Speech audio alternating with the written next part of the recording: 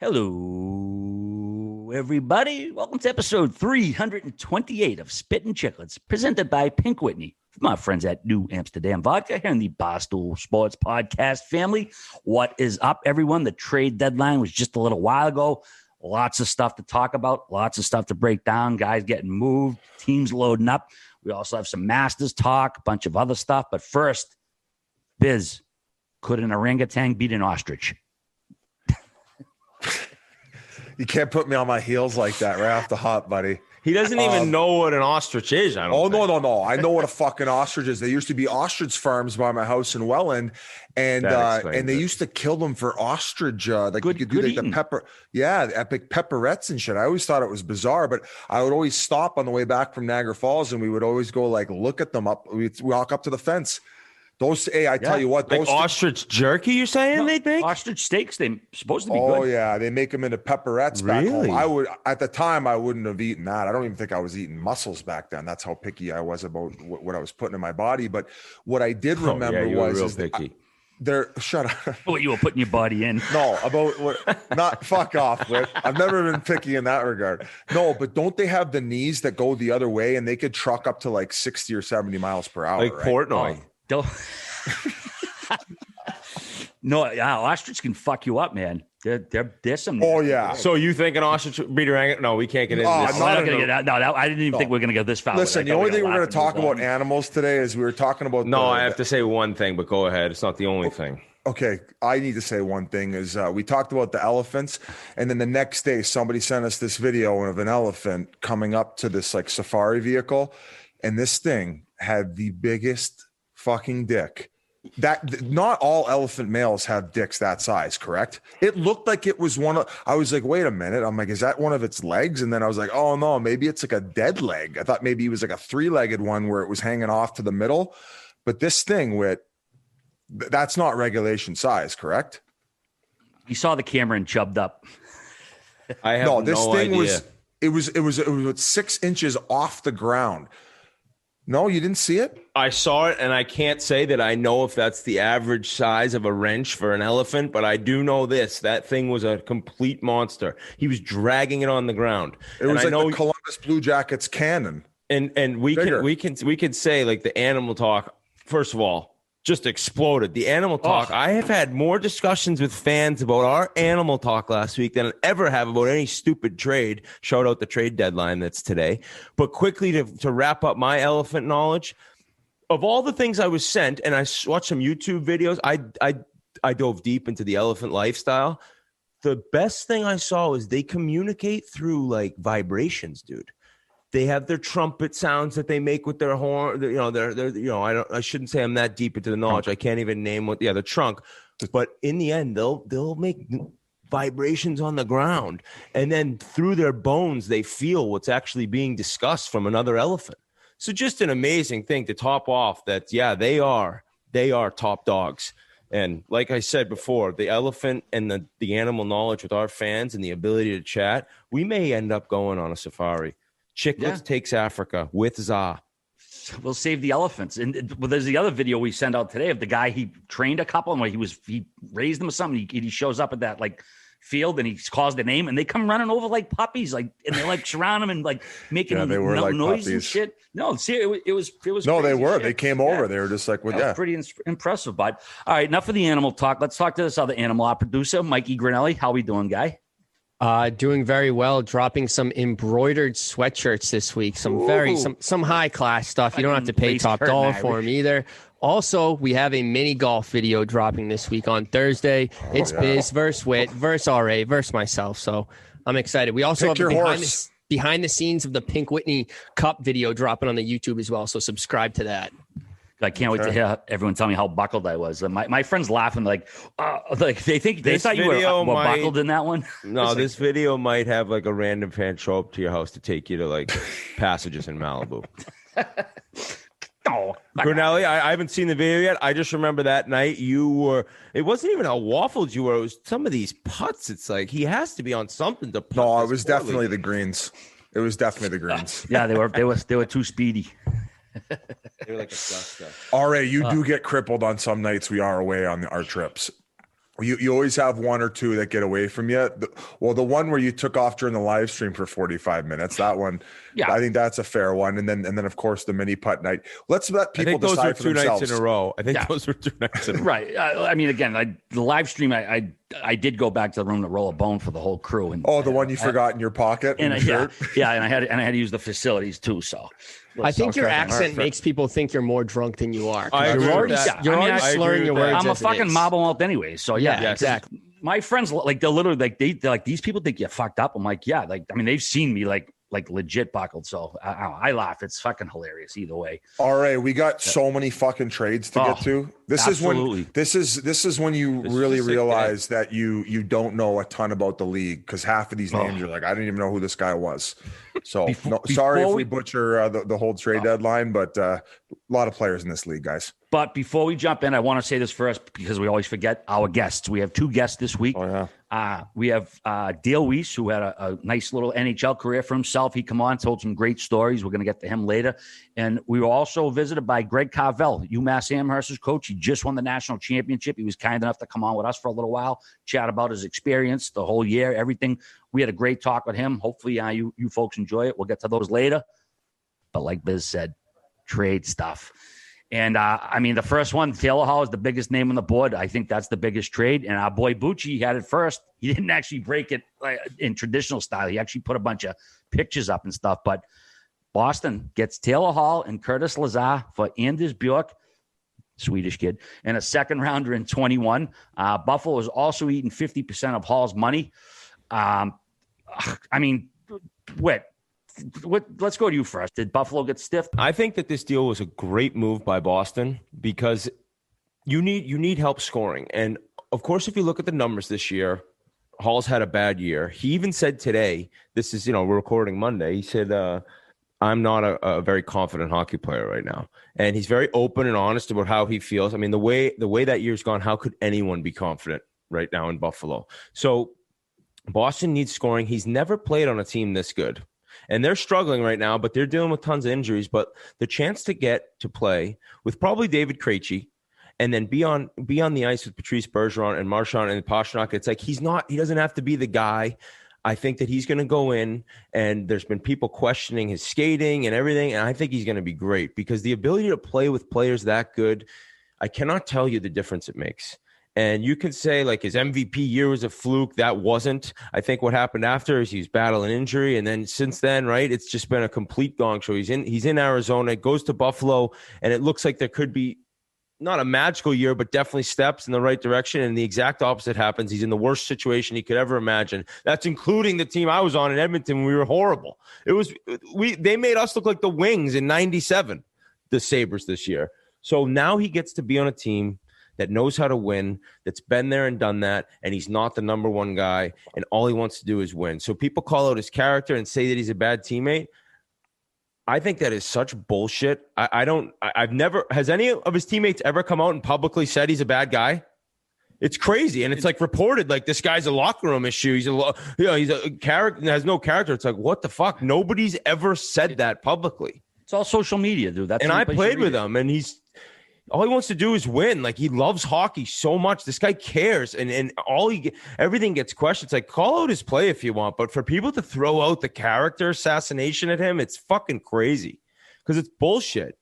So I'm rooting for him, and I think it was a good deal for the Bruins. And Bjork, he's not going to play third, fourth line, and he's not good enough to play on the top two lines in Boston. So get him somewhere, or maybe have a chance to play more, and he could become a legit NHLer. And then the draft pick was what? What round? Second rounder in 2021 this year. Good move for the Bruins. Had to get done. Didn't have to give up a first rounder. And I'm excited to see what Halsey can do there.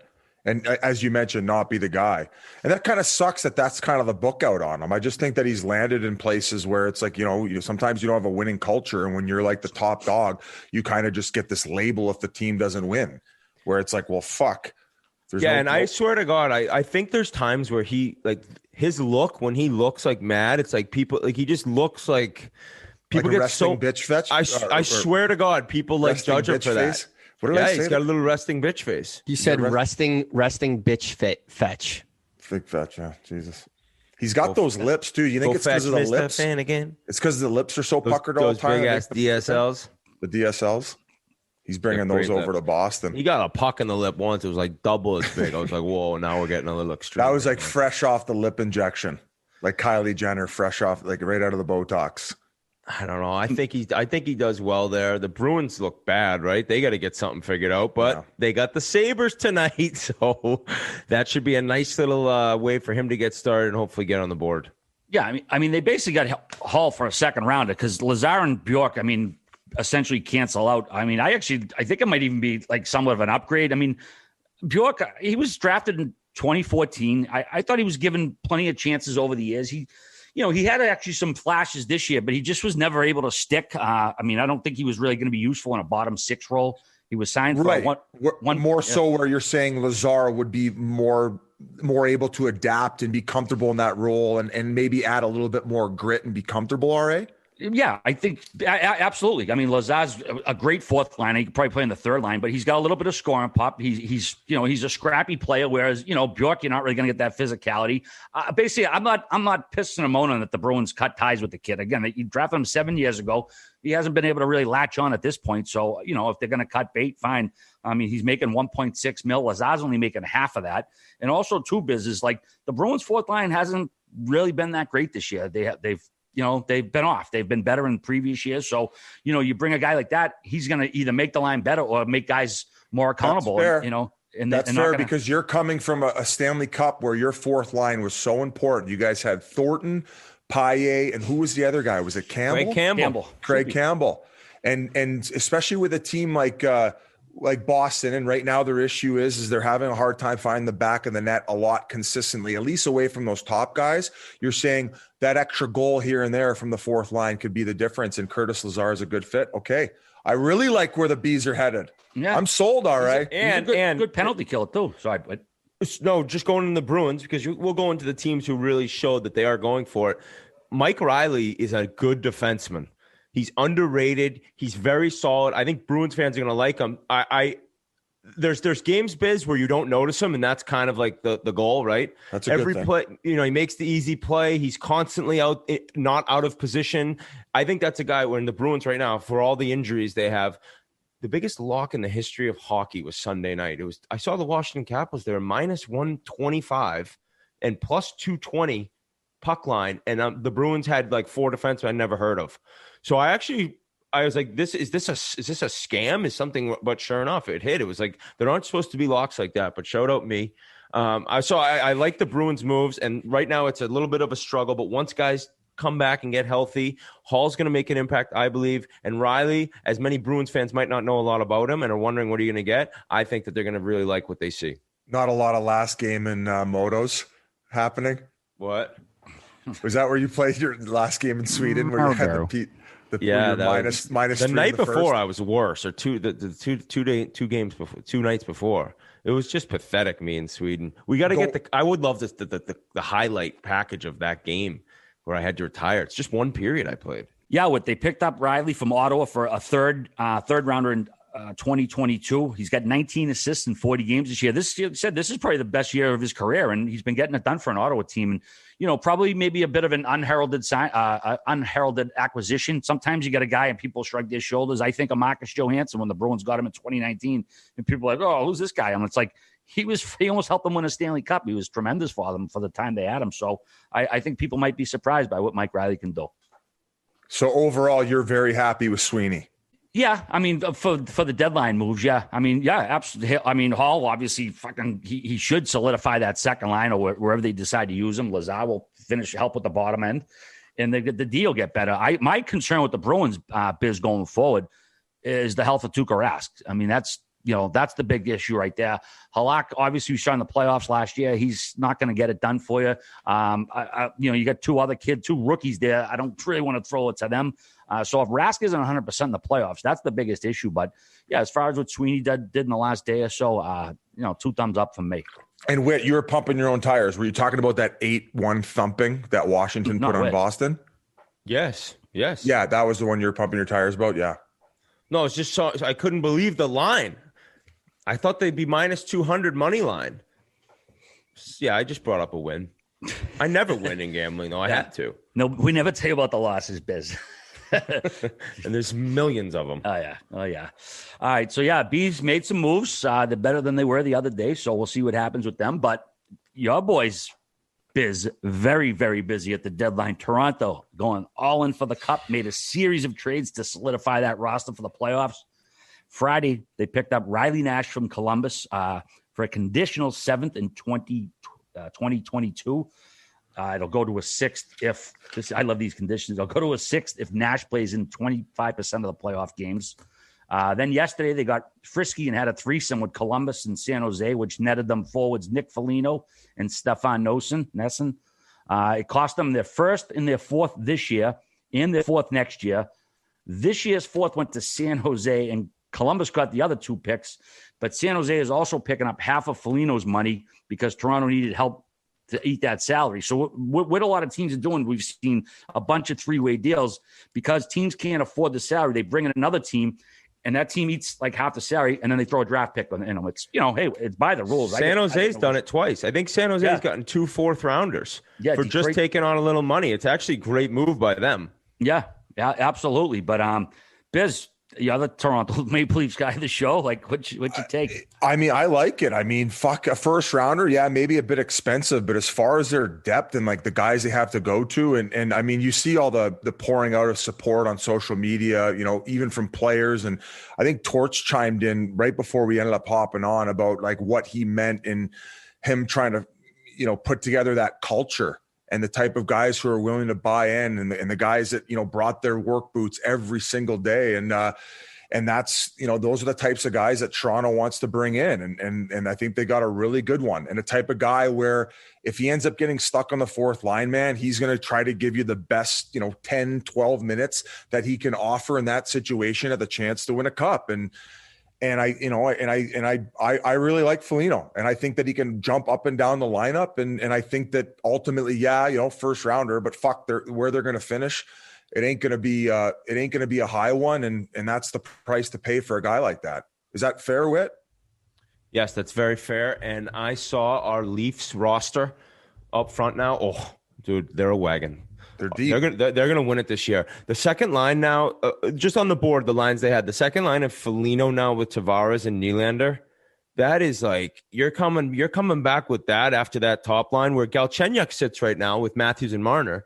Now he's looked good, but you got Thornton on that fourth line with Spezza and Simmons. Then the third line, Hyman, and how good Mikheyev is. I never know if I'm saying his name right, but he's the guy who's like the only man to ever on tape outskate McDavid. I don't know if everyone remembers that. I do. It's an awesome team. I love the move because, like you said, he doesn't care where he plays, but he's such a professional and such a locker room guy that just adding that, I don't care how good Matthews and Marner are, the more of that they have around, guys who've been around the block and done this. And now Foligno hasn't won a Stanley Cup, but he's been a captain for 6 years and played in the league a long time. That's experience that can only help these young guys who, as easy as it comes to them, it's going to step up in the playoffs and become a little tougher. So you have someone to lean on in terms of leadership. You're not having to worry about things that are out of your control because you have a guy just showing you, like, let's stick with it game by game. I saw the kid, Zach Dalpe. I don't know if I'm saying his name right. He put a tweet out basically not saying thank you, but showing like how meaningful a guy that Foligno is to him. And he sent him a text. And this is a guy who's been up and down with Cleveland and Columbus for like 4 years. And it was a really nice long text. You can check out his Twitter to read it about how much the guys appreciate what he's going through and just to like stick with it. And basically just showing appreciation to a guy who's in and out of the lineup, up and down in the AHL and NHL. It's like, if that's the character you have and that's the guy you're bringing in, I think that the Leafs could only benefit from that. So that's not even hockey related, right? I know he's not as quick as he once was, but you've been able to see that team. They play with pace, but there's also guys like Spezza and Thornton who slow it down and they still have great numbers. So I love the move, and I think that more than anything off ice, it's huge. Do you want me to read the text? I have it here. Yes, go right ahead. So he said, really happy for you, man. I know how good of a pro you've been, and a lot of the spotlight doesn't get put on you, but just want you to know I know it, and I see it, and I respect it, and so do a lot of the guys. Enjoy that tuck tonight. It ain't easy to do it in this league. You have all of our respect, and that's all that matters. Sleep well and see you tomorrow, brother. Yeah, I mean, dude, to be a kid who's you're getting a good night's sleep after that from the captain. Yeah, fuck. It just makes you feel good. So especially when it's from like a gritty guy like that. It's not like, some like touchy-feely guys. When you get it from like a macho guy, I think it even means a little bit more because, Oh, for sure. Also cool, his father played for the Leafs and was the man who he always jumped when he scored a goal, right? The Foligno. Buffalo too. Yes. And do you get what I'm saying, though, Whit, as far as a guy who, like, the plan is he's going to come in and obviously he's going to contribute. You just gave up a first rounder. Sometimes things in the midst of a run, I mean, example for Bruins fans, Tomas Kaberle. I felt like they given up enough for him when he came in and they ended up winning the cup. He didn't end up contributing, but he wasn't also a guy who was pouting and making it miserable on everyone else. And if he, in fact, maybe he's not contributing offensively and does hit a rut, you can put him in on that fourth line where he's not going to say boo shit. He's not going to sulk around the locker room, and he's still going to be positive and try to work as hard as at that position. I think there's major, major value in that. Absolutely. I couldn't agree more. No doubt. Our boy Dubas, hell of a deadline. Yep. Yeah, Leafs, Biz, we're going on a run this spring.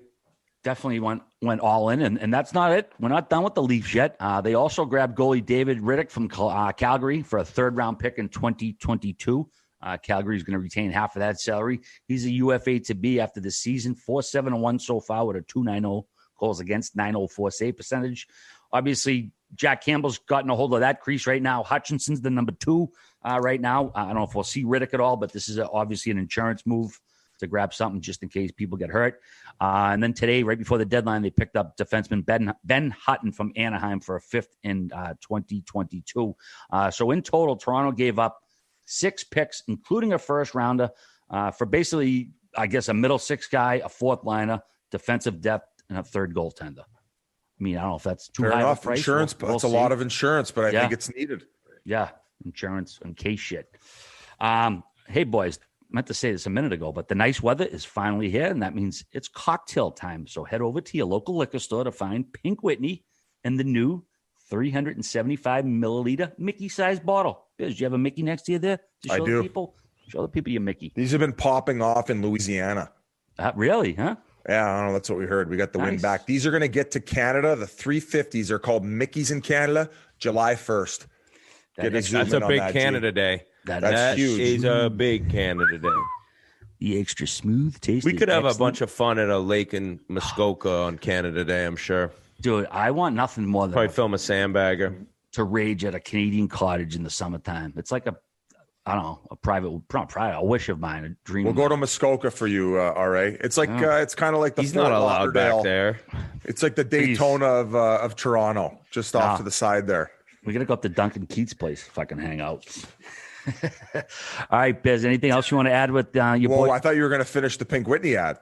Oh, no. Well, you just cut me off twice. The extra smooth taste is excellent for pregame and after party, and the after party. Back in my college room. All right, Biz. Toronto's locked and loaded. Let's see what happens.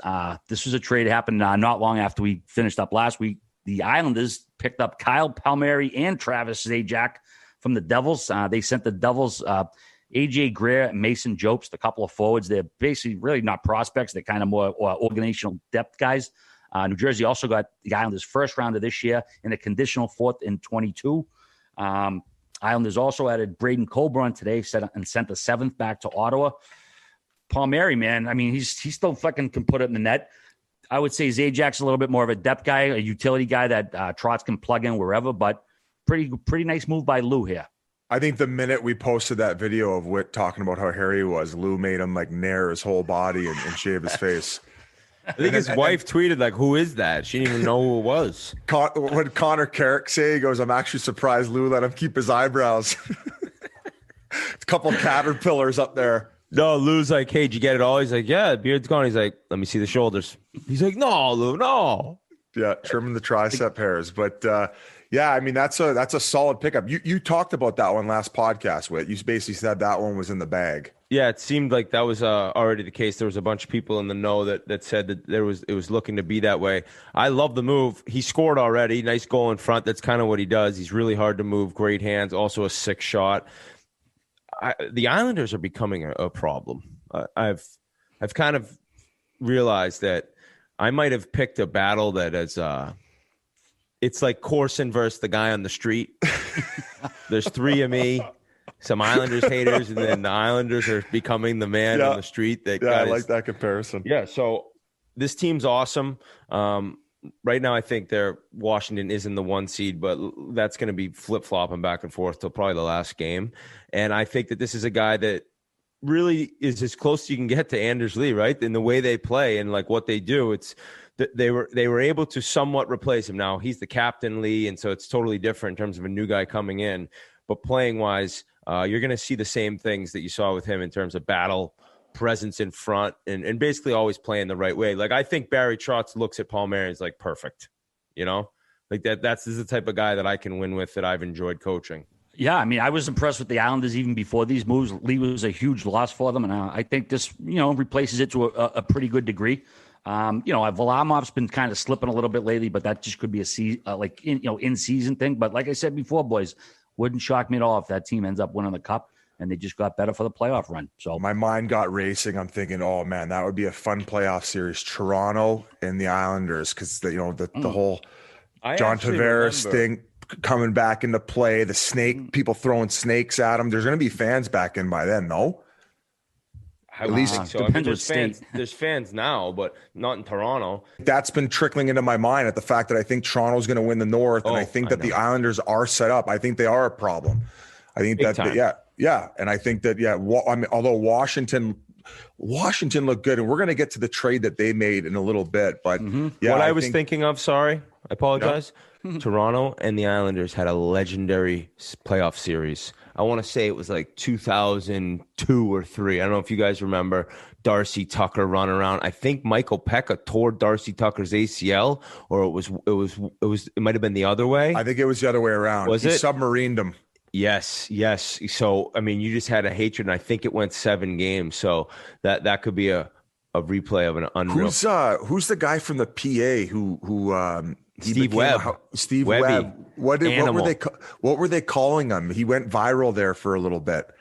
But at home, he would just run guys over, and they would go absolutely crazy. There was something they were calling him. I think Webby tackled me into the pool at the Hard Rock in Vegas one summer too. He's just an animal. Yeah. Not to be confused with Steve Wiebe. Who's that? Have you ever seen A Fistful of Dollars, The King of Kong, the documentary about the Donkey Kong high score? I would watch that. Dude, it's honestly one of the all-time great documentaries. It's legit about guys trying to break the high score record on the arcade version of Donkey Kong. That's one of the guys' name on it, Steve Wiebe. It sounds goofy. I started Kendall Square like 20 years ago, whenever it came out. You were on the edge of your seat watching it. Like it was like an old-fashioned like Western or something. There was like a good guy, a bad guy, the story that takes you all the way to the end, and it's all over fucking video games. Legit one of my favorite docs. Wyatt Earp is looking down, and if he's a real human, he's like, this guy just compared my Westerns to fucking arcade video games. Hey, wait, speaking of Westerns, guys used to have those big sideburns and mustaches. Like, how crazy is it that in 2021 that people have rules that you can't have fucking facial hair at work and you play hockey? I mean, hey, I know, great, it's crazy. I think that's a bit nutty. It's crazy. It's just it's a relic from a different time. It's like, I get it. He's the boss. You got to do what Lou says, but come on, will you? I want you to trim those sideburns. Who was the Yankees guy? Steinbrenner? Yeah, George Steinbrenner. Yeah. He went. So wait. So are you allowed to keep? Are you allowed to keep a mustache if you want? No, I don't think so. Actually, Don Mattingly was able to keep a mustache when he was a first baseman for the Yankees. I don't know if they gave him a waiver or if they just he had to keep a certain limit on it or whatever. But I think that's just flexing the power a little bit too much. Yeah, I mean it's not 1940 anymore. You know what I mean? Like get over yourself. No facial hair. Mattingly had like a company giving mustache rides, so he couldn't give it up. He's like, sorry, George, this thing's ain't coming off. What I know you're not the Simpsons guy, but you must have seen the softball team episode, right? Yeah. Well, that's what they were goofing on was George Steinbrenner, because Don Mattingly was one of the players, and Burns, the boss, was like, Mattingly, I want you to trim those sideburns. It was like this ongoing thing with the whole thing, and Mattingly kept shaving his head all the way off, and he kept fucking yelling at him about it. All-time classic Simpsons. But I love the feedback I get after, because sometimes I'll say it goes over you guys' head, and then I'll get like 20 fucking tweets. Give me the love. Yeah, there's a lot that goes over it. Oh, yeah, over mine anyway. Hey, Biz, I learned early on in the show, like when it was just us three before you got here, I'm like, they ain't laughing, but I got to commit to the bit for the people listening in the That's cars, right. That's right. Whatever. All right. Whatever makes you feel confident. All right. Right. Yeah, you just gotta, you gotta go with it, dude. Yeah, absolutely. This stage, who cares? All right. Your old squad, the Pittsburgh Penguins. They traded for Jeff Carter. They sent a conditional third in 2022 and a conditional fourth in 23 back to the Kings. The Kings are going to eat half of the salary. Carter is signed through 2022 at $5.2 million, so the Pens got him next year as well. 36-year-old has 8 goals, 11 assists in 40 games this year. You know what, Biz? This move to me has like 12 playoff goals written all over it. I mean, I know he's older. He's, lost a step like any 36-year-old would, but the guy can still put the puck on the net. Yeah, I mean, why not? I mean, they're a bit of an older group, but I think there's still gas left in the tank for Carter.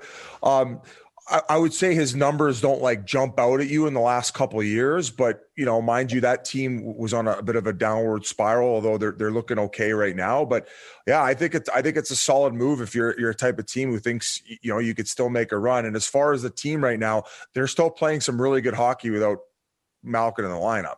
So we've seen them be able to sustain whenever they got one of the superstars out. Gensel's been lighting the lamp. I think he had a hat trick last game. He's got 20 on the season now too. So he's a bona fide superstar in his own. So yeah, I don't mind the move at all. Yeah, I like it. And I don't think anyone saw when Berkey and Ron Hextall came in, this kind of turnaround. I mean, they were looking, it was a tough start to the year. We were talking, Biz had already traded Crosby actually to the Avs. So Berkey came, he canceled the trade when Berkey came in and Hextall and they've just taken off. And in typical fashion, either Malkin or Crosby, they've both done it. When the other guy goes out, they step up their game, pull up the numbers. Both their career numbers with the other guy out are better than I think when they play with them. So with each other, excuse me. So I think that Sid stepping up, Gensel playing the way he has, them getting solid goaltending, and also Hextall looks at it. He was the assistant GM in LA when they won the cup with Carter. He knows the guy. He probably realizes he does still have game. He's still talking to people there. And yeah, it's been a couple weird years for the Kings. So yeah, you're a little bit older, but how rejuvenated do you get when you get all of a sudden you're playing with Sid, you're in the playoff hunt. LA did a good job of kind of staying in it, but you can tell now they're not going to get in. But they were better than people thought this year. But you're right in one now, and you got a chance to compete for the cup. And I think Berkey had a quote like, somebody asked him if Carter getting the chance to play with Crosby, he's like, why he came. He's like, well, we're not begging anyone to come here. I'm pretty sure getting to play with Crosby, any guy would love the chance to do that. So I think that he takes off, and I love your call. All right, he's a guy who could get 10 goals, and you're like, yep, saw that coming. This next trade, boys, this is pretty close to the deadline. We were actually doing an interview when it came over, and we were all kind of like, wow, this is probably I would say probably the most surprising deal of this deadline. Washington, they obtained Anthony Mantha from Detroit, and they sent Detroit forwards Richard Panik and Jacob Vrana, Washington's first this summer, and their second in 22. Like I said, this was totally an eyebrow raiser, mostly because Mantha just signed a 4-year, $22.8 million deal with Detroit right in November, $5.7 million per year. He had 21 points in 42 games so far. Jacob Vrana is going to be a restricted free agent. Panik has 2 more years left at $2.75 million. I don't know. Is this a Stevie pump and dump, Biz, or what? Give a guy a deal and then trade him a few months later? I think 99.9% of people think Detroit won this trade, and it's like not even close, right? I mean, and from afar, I'm saying, okay, maybe in a situation where Washington's, trying to make a deep run, they think that Mantha could maybe provide more on the depth side of things. Maybe he can help out in certain areas that Vrana, with his high level of skill, we just maybe don't have room for him in that area, and it's not as needed. But fuck, dude, I think most people have Vrana as a better player overall than Mantha, and on top of that, like, he's a restricted free agent, so you might in fact get him for cheaper. And on top of that, you're giving up a first and a second to get rid of him. The Panik situation, I would consider.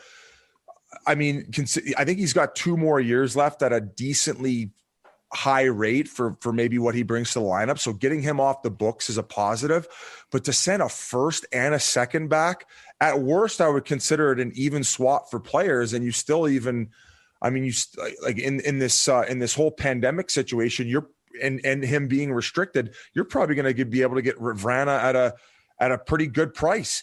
And I think he has more upside than Mantha does personally. Now, could his numbers be inflated because he's been playing with a team like Washington and they just snap it around? And I think, anybody with a good skill set who's put into that lineup is going to have success. Maybe he is a product of his environment, but I don't know. With all the other stuff added, it's a bit of a head scratcher, Whit, and I can't really see it any other way. I saw it right away and thought the same thing where I'm like, wow, I think Detroit it's like, oh, Stevie Yzerman, Jesus, what a move, right? Did he hold him at gunpoint? Yeah, it's like, but then if you look into it and you're just trying to see the other side, I think right now Mantha is an upgrade on Vrana. And I think one of the biggest things in terms of that deal is that division, man, is a grind. And they're big teams. And you look at the Islanders and how Boston plays, it's like Mantha can change your team physically in a way that Vrana can't. And yeah, he's super skilled, but it's not like you're lacking that with the Capitals.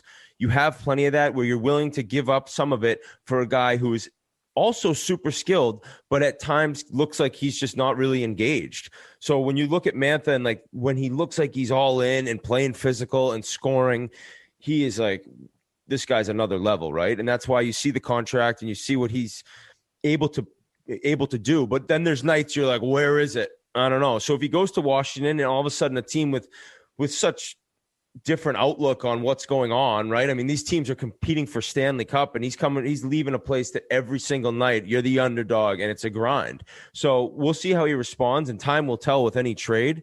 But then you look at Detroit and what they got, and Vrana is so skilled. And like, I think Detroit's basically said, it's Moritz, is it Cedar? I don't know if I'm saying it right. 6th overall pick in 2019. Lucas Raymond is a top pick that they had last year. And Dylan Larkin, anyone else, give us a ring. And when it was like clear that Yzerman was probably, I'm not going to say not happy with him, but willing to part with him, I don't think you'd imagine they'd get this in return. And you could say that the first round pick is going to be real late and the second round pick is going to be real late. But still, it's just for a team that's looking to rebuild, to get Vrana, who's young, and those draft picks just to add to what's already a pretty sick prospect pool. Detroit looks awesome. I mean, now you're looking at Detroit, you think of who they have and like the guy who's running the ship there in Yzerman. It's like, I think in 2-3 years, all of a sudden, who knows where they're at? They could be going right back into another little dynasty mode. So Vrana, I know, is super skilled, and I think Washington, they hate losing him, but they look at what they're getting. And if Mantha's at the top of his game, I'd rather him over Vrana. I don't know, man. Reeks of a panic move to me. Okay. I got it. Buzzed his afro right off. That wasn't the only move Washington made. Not get it, Shut the fuck. I know Richard Panik played for the fucking Coyotes. I get the joke. Very true. You guys think, hey, listen, I get it. You had a look to your face that you didn't. Yeah. I don't think you're stupid. Okay. Definitely. Oh, waka waka. I was actually proud of myself. I was fucking gloating at the fact that I got it. Let's see. Well, if I'm being quite frank, was there a split second where it needed to ingest? Yes. I didn't get it right off the roll. That's the language barrier. That's the language barrier. Thank you, Whit. Thank you very much. Yeah, we can move on. Yeah. Washington also grabbed forward Michael Raffle from Philadelphia for a 5th rounder too. Solidify that depth a little before the playoffs get here. Let's see. Moving right along. This is another name that people were expected to get moved, and it did. Tampa Bay picked up defenseman David Savard in another 3-way. Holy shit, this is like freshman year of college biz with all these fucking 3-ways. Oh, yeah. Wrap it up. Get the Roman swipes out. There's a lot of action. Didn't need him. All right, were you having a lot of 3-ways your freshman year? Not me, no, but people. I know a guy who did. If you change the number, maybe I don't know. He videoed a few.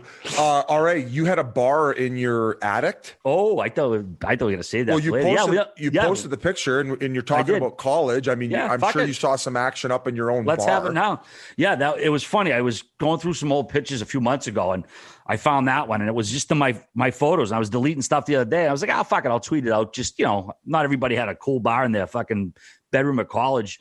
And then Dave retweeted it because I had a Flyers hat on. Dave's like, is that a Flyers hat? I'm like, yeah. It was like the Bruins and Flyers. There was no rivalry then. It was a cool hat. And you were like Bieber before Bieber, just like, wearing all the team's hats and shit. Like, that's what I didn't get. Like, do people not wear hats of other teams? Like, it wasn't like I liked the Flyers. I will say this. I would never have worn another team's hat. Like, I wasn't the biggest Bruins fan, but the Red Sox, I would never wear like a Yankees lid. No, I wouldn't wear a rival, but like, again, this was mid 90s. Like, so you're just saying that they didn't really have a rivalry at all. No, yeah, exactly. The rivalry was dormant. I mean, they had a rivalry. You wouldn't want to have that.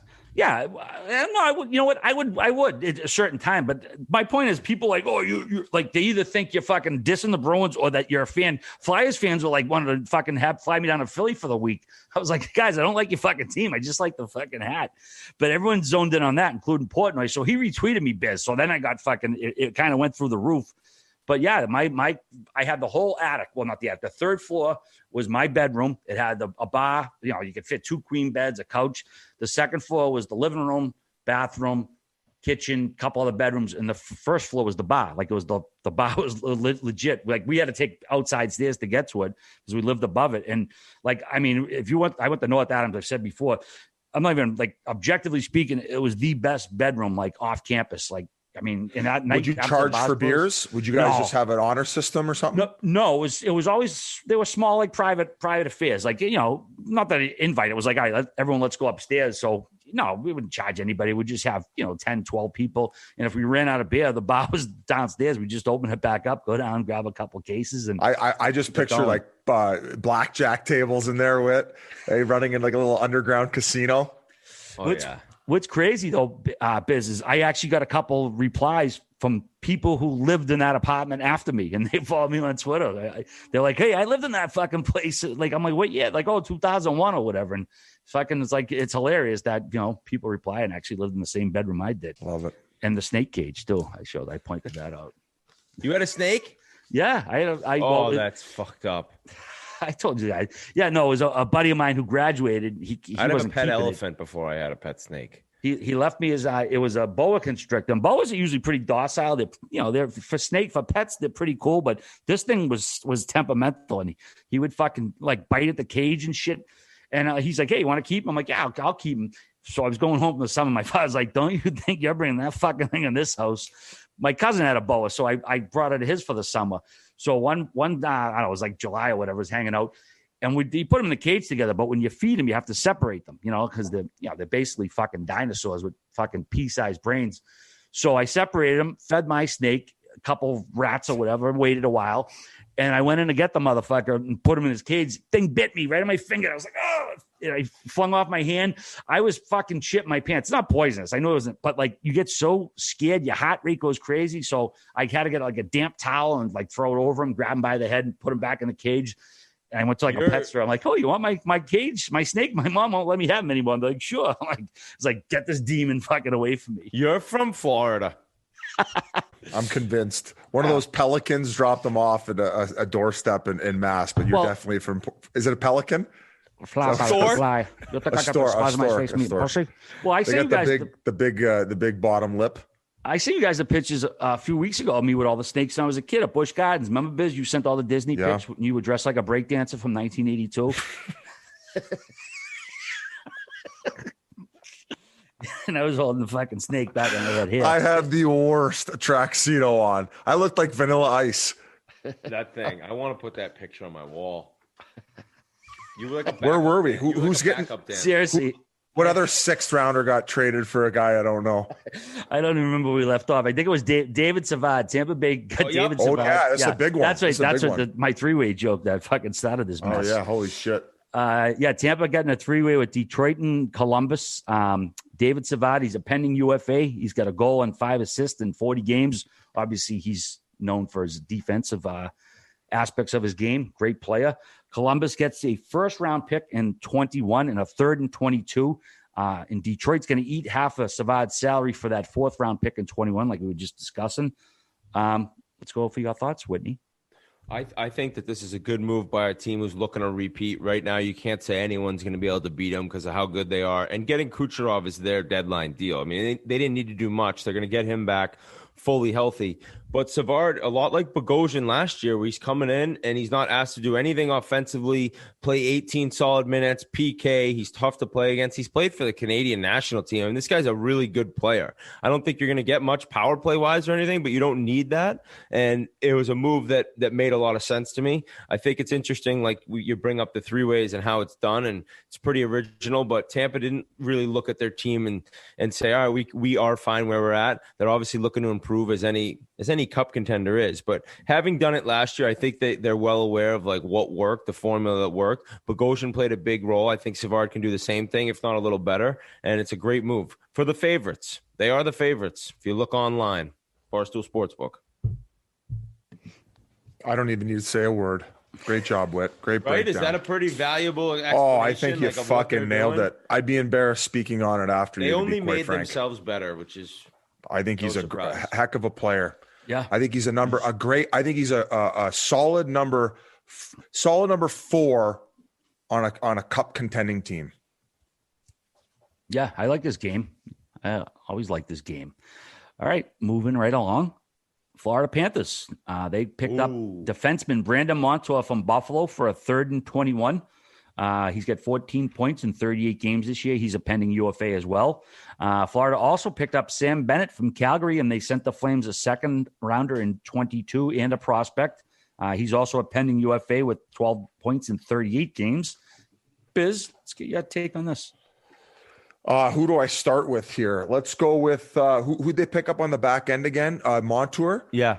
I think he's a great player. I played against him in the American League when he was with the San Diego Gulls, Anaheim's farm team. Another guy that I felt gave up on quite early. I mean, he goes to Buffalo, and I mean, we've said it over and over. Can you judge a guy who was playing in Buffalo? It's so hard to assess that. So I think it's a solid move. He's a good puck moving defenseman. I think his only criticism is maybe not the best defensively, but that'll come with age. He'll learn. He's still a young stud, and the fact that they don't necessarily need to make a massive decision on him as far as he's a restricted free agent.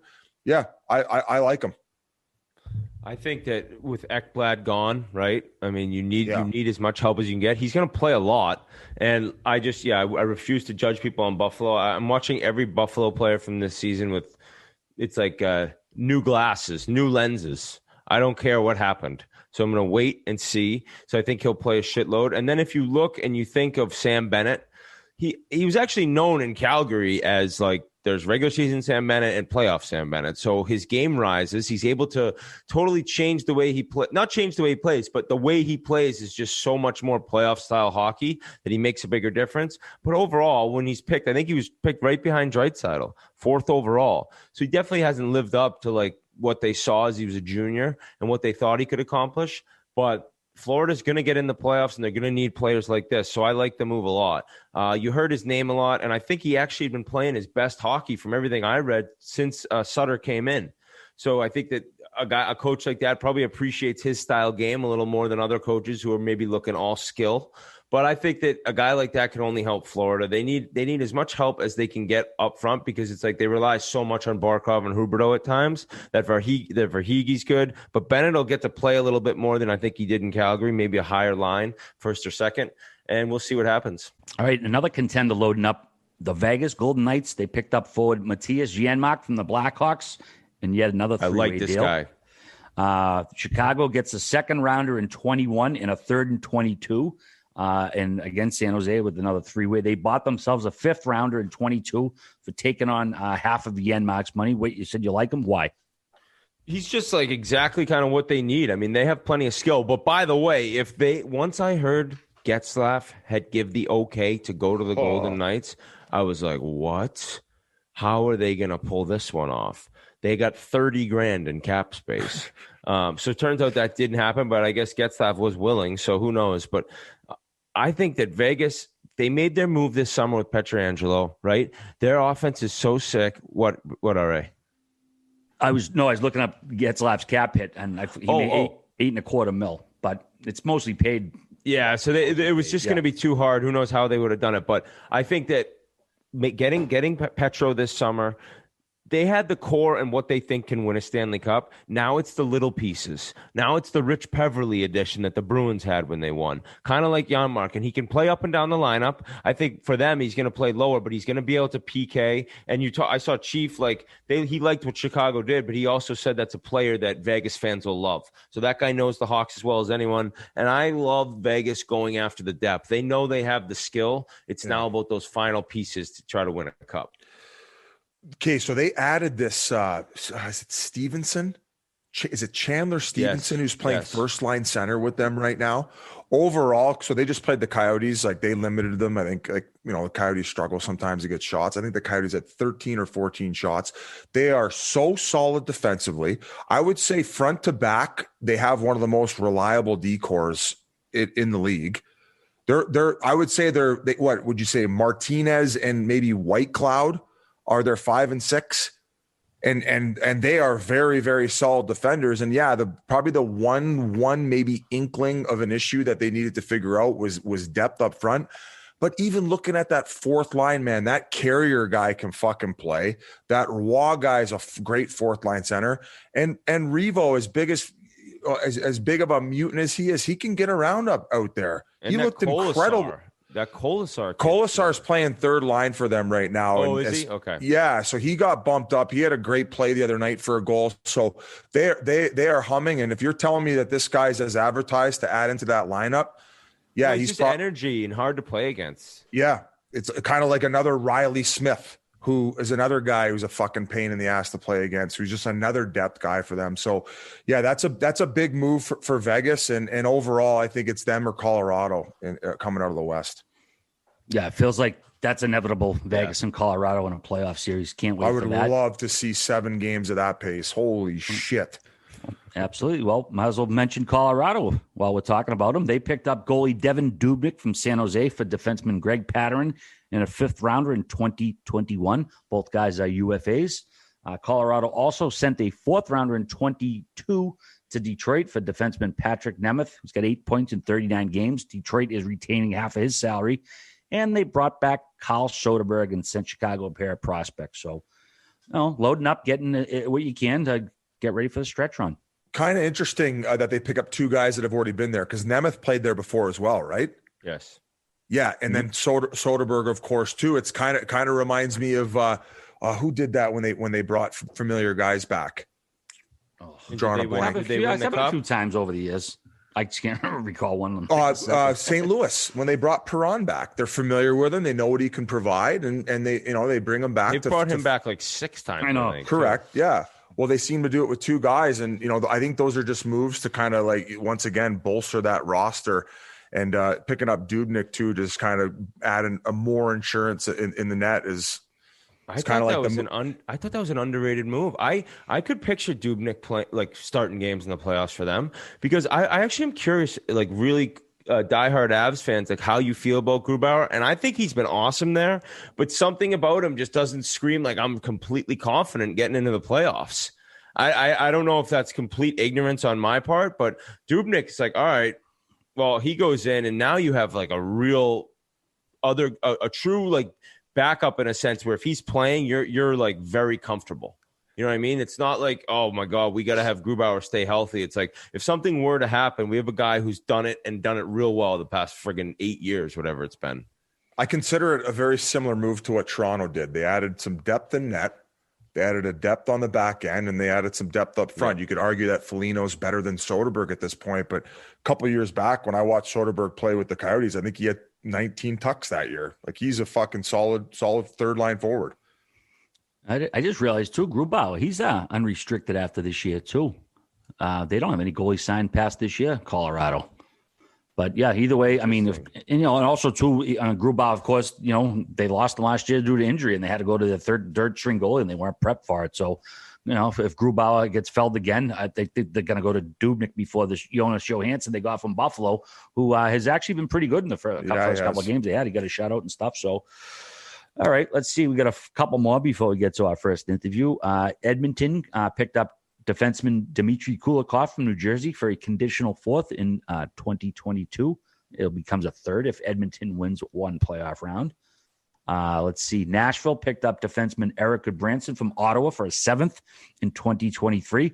He's going to be a UFA as well. This is his 5th team in 3 seasons. Let's see. Winnipeg Jets picked up Jody Benn from Vancouver for a 6th rounder. They needed to do something too. People were looking for them to get a couple D-men. They got the goalie and they got the forwards to do it. But the defense has been a question. So Ben is a veteran. You bring him in and he'll be able to play. But I actually thought that they would try to do a little bit more. Same. And I think Nashville too, like they brought in Goodbranson. I think that like once they started playing well and are sitting in the playoffs now, that was the complete end of Ekholm going anywhere. He's also signed next year. So I don't know. I just my brain is not working right now. No. The Winnipeg call is the same way I was feeling, where I'm like, you got to compliment that forward group, but if there's nothing to be done and the market's too high, I mean, I like Jordy Ben. I think he definitely adds some depth to that back end, but nowhere near where I think they need to be in order to get to that next level. Like they're outmatched against Toronto right now, and if you think that your forward group can outcompete theirs, okay, and of course solidifying their goaltending, sure. I think Wheeler has a conky now too, doesn't he? Yeah. I'm gonna get that little. Yeah. Hey, well, he did skate. That guy healthy. He did skate Monday. All right. I mean, that's a positive sign. But yeah, if he's skating, that's good. Yeah. Did you see the collision he had with Brady? I mean, he got hit with his elbow, but it was inadvertent. Yeah. There was high speed, both going for the puck, and Brady plays hard, but he's not a dirty kid. I don't think he meant it by any stretch. So either way, we hope Blake gets better. We want him out there.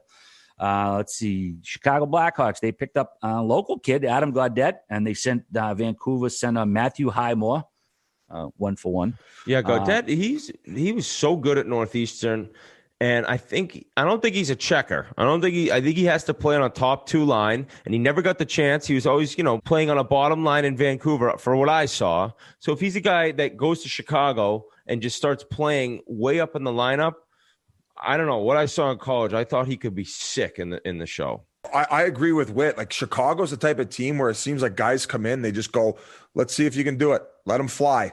Whereas, Travis Green, more likes the guys in their role spots and maybe to play a little bit harder, where in some guys, it's just not in their nature. I like when guys go to Chicago now, because I think you're going to get to see them try to flourish in their offensive positions.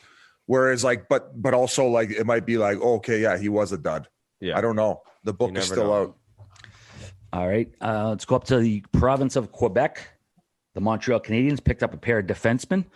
They got defenseman John Merrill from Detroit for a 5th in 2021, and they picked up Eric Gustafson from Philadelphia for a 7th in 22.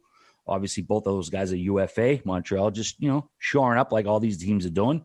Carolina Hurricanes, they sent defenseman Hayden Fleury to Anaheim for the defenseman Yanni Hakanpää, 6th rounder in 22.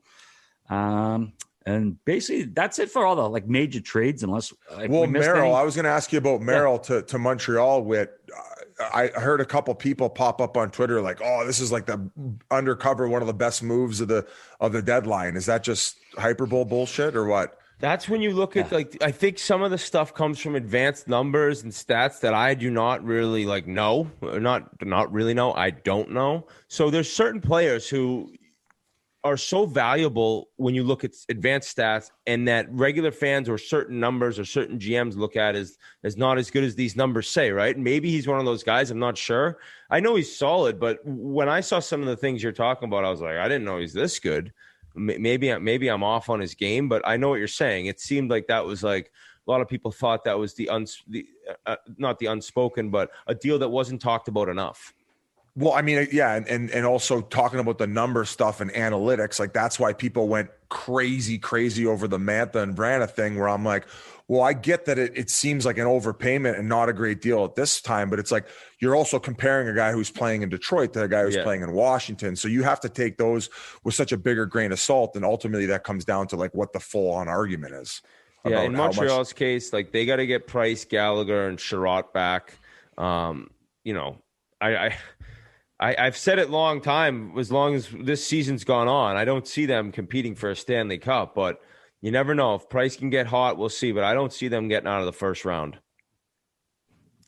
All right, dude. The last 2 days, Twitter should have a warning sign for the hot takes. Like sometimes you get aggravated, like the dipshit stuff people reply. But the last couple days, it's been comical. Like obviously the Bruins have been making deals. I've been tweeting stuff, but just Bruins fans. I mean, I'm one of them. But like some of the shit I've been hearing, like what's an example? Like Tuukka Rask stuff. Like they should trade Rask. I was like, okay. He's unrestricted. He's hurt. He's unrestricted free agent. Who's going to trade? Are you sleeping? No, that just like blows my fucking mind that Bruins fans would ever want to trade Tuukka Rask. Dude, like, they should trade Halak. It's like, okay, he's got COVID and he's unrestricted. It's like who and like people, it's like, do you follow hockey? Like, who are you gonna trade? Where are you gonna move? Like, read my replies from Sunday, man. Like, I used to get aggravated. I was fucking howling because the outrageous shit that it's like, do people like not know what the fucking CBA like is? Hall to Toronto? Cap? Oh, any like crazy Crosby thing to you can the imagine. abs. Crosby to the abs. That one gets you boiling. Crosby for Malkin, 1-for-1. I'm going down with the ship with Dreger. We're going fucking Crosby to the abs, at least in the next 3 years. Biz, I don't think you were so off on Hall to the Maple Leafs. I mean, there were a lot of reports about him going, and they ate half the salary, so it's not like the salary was a problem. Thank you, G. Thank you. That's why you Thank pay. you very much. You're welcome. Tire pump.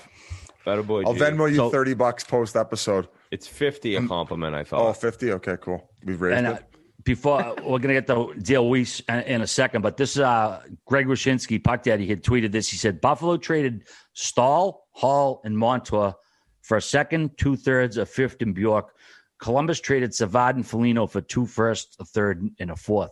It's kind of like a tale of two cities, man. Like Yamo's, they're dogging the GM work in Buffalo. Yeah, I mean, Yamo's, he does a great job, and I mentioned this in on the show and on my blog. Like, Kevin Adams, and no disrespect, he's a first-time NHL GM. That team is a fucking mess. They need fixing, and it's like, shouldn't you have someone who's a little more seasoned in there? And you see a couple deals have been made. I don't know, man.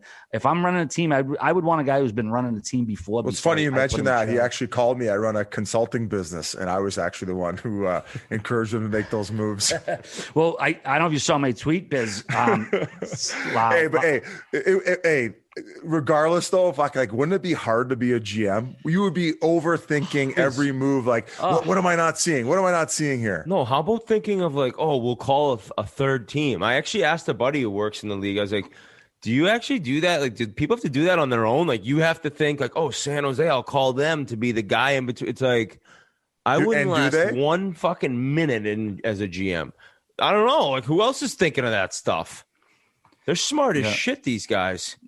We should just be. I couldn't imagine getting a phone call. It's we should be the owners. It's like, hey, do you want to eat $500,000 salary? Mind you, I'm not the owner. I'm not paying for it, and we're gonna give you a 4th rounder. I'm like, fuck yeah, fuck yeah. And imagine not even like. Then you hang up. You're like, am I getting fleeced here? Yeah. What happened? Yeah. What else is in the fine print? I'd be like, I'm losing this trade, right? Like, imagine you just think of like not Ray Shauer. You see a Bob Murray and Ryan Whitney coming in and Kunitz leaving. It's like, am I that? Yeah, is this happening? Lou Lamoriello comes up on caller ID. It's like, I don't want to answer that. He's going to fucking swindle me right now. Yeah, exactly. It's got to be intimidating, especially young GM. I mean, Don Sweeney, when he, started in Boston, he got fucking taken a couple times. You got to, they should do it. They should do documentaries on the days that led up to some of the worst trades. Like, what was that GM doing? Like, did they, rub and tug in the morning, smoke a cigar, play 9 in the afternoon, and just completely crippled at dinner, and you just get a text or a call if you want to trade some guy, and he's like, yeah, sure. We're actually just chirping that guy at the table. Fuck him. Yeah. We'll even give you a first to take him too. He was -3 last night. Yeah. Hits the ball. Biz, I said that it took 28 years though, but Kevin Adams finally paid off for the Bruins because they drafted him in 93. He was their 1st round pick, and they never ended up agreeing to a deal. And for 28 years, Kevin Adams hadn't hooked the bees up until he fucking gave him Taylor Hall for a fucking 2nd rounder. So it's all done. The tree's over. He repaid. Is that a trade tree? Oh no, it wasn't. No, that's no. Oh no, it wasn't a trade tree. Oh, did you see the trade tree I tweeted today? That's kind of what I was referring to. I thought it all kind of coincided. No, but I'm glad you said that. No, I was just saying how, Kevin Adams fucking drafted by the Bruins, and he gave this trade. It was kind of full circle thing. No, that fucking trade tree, holy shit. It goes back to the 1967 expansion draft. and they could trace it all the way to the fucking Jeff Carter trade that was made today. All connective tissue from 1967. What do you mean? Like future picks? There's the first trade or first whatever it was, draft or whatever in 67 with the Kings. There's like one goes to one. It's like a vine, like swinging on a vine to a vine, like a monkey. I'm trying to understand it. There isn't a monkey in space that could even remotely come close to understanding this right now. You know what connective tissue is? Like things that connect. Like, so in other words, there was a move made in 1967 in which there was a player that went up a year later, and then a year later, that you could trace all the way back from the Jeff Carter trade to Pittsburgh. If you go back all the way, you will go back to 1967. Like, in other words, that it connects. You can like the Cam Neely trade in '86.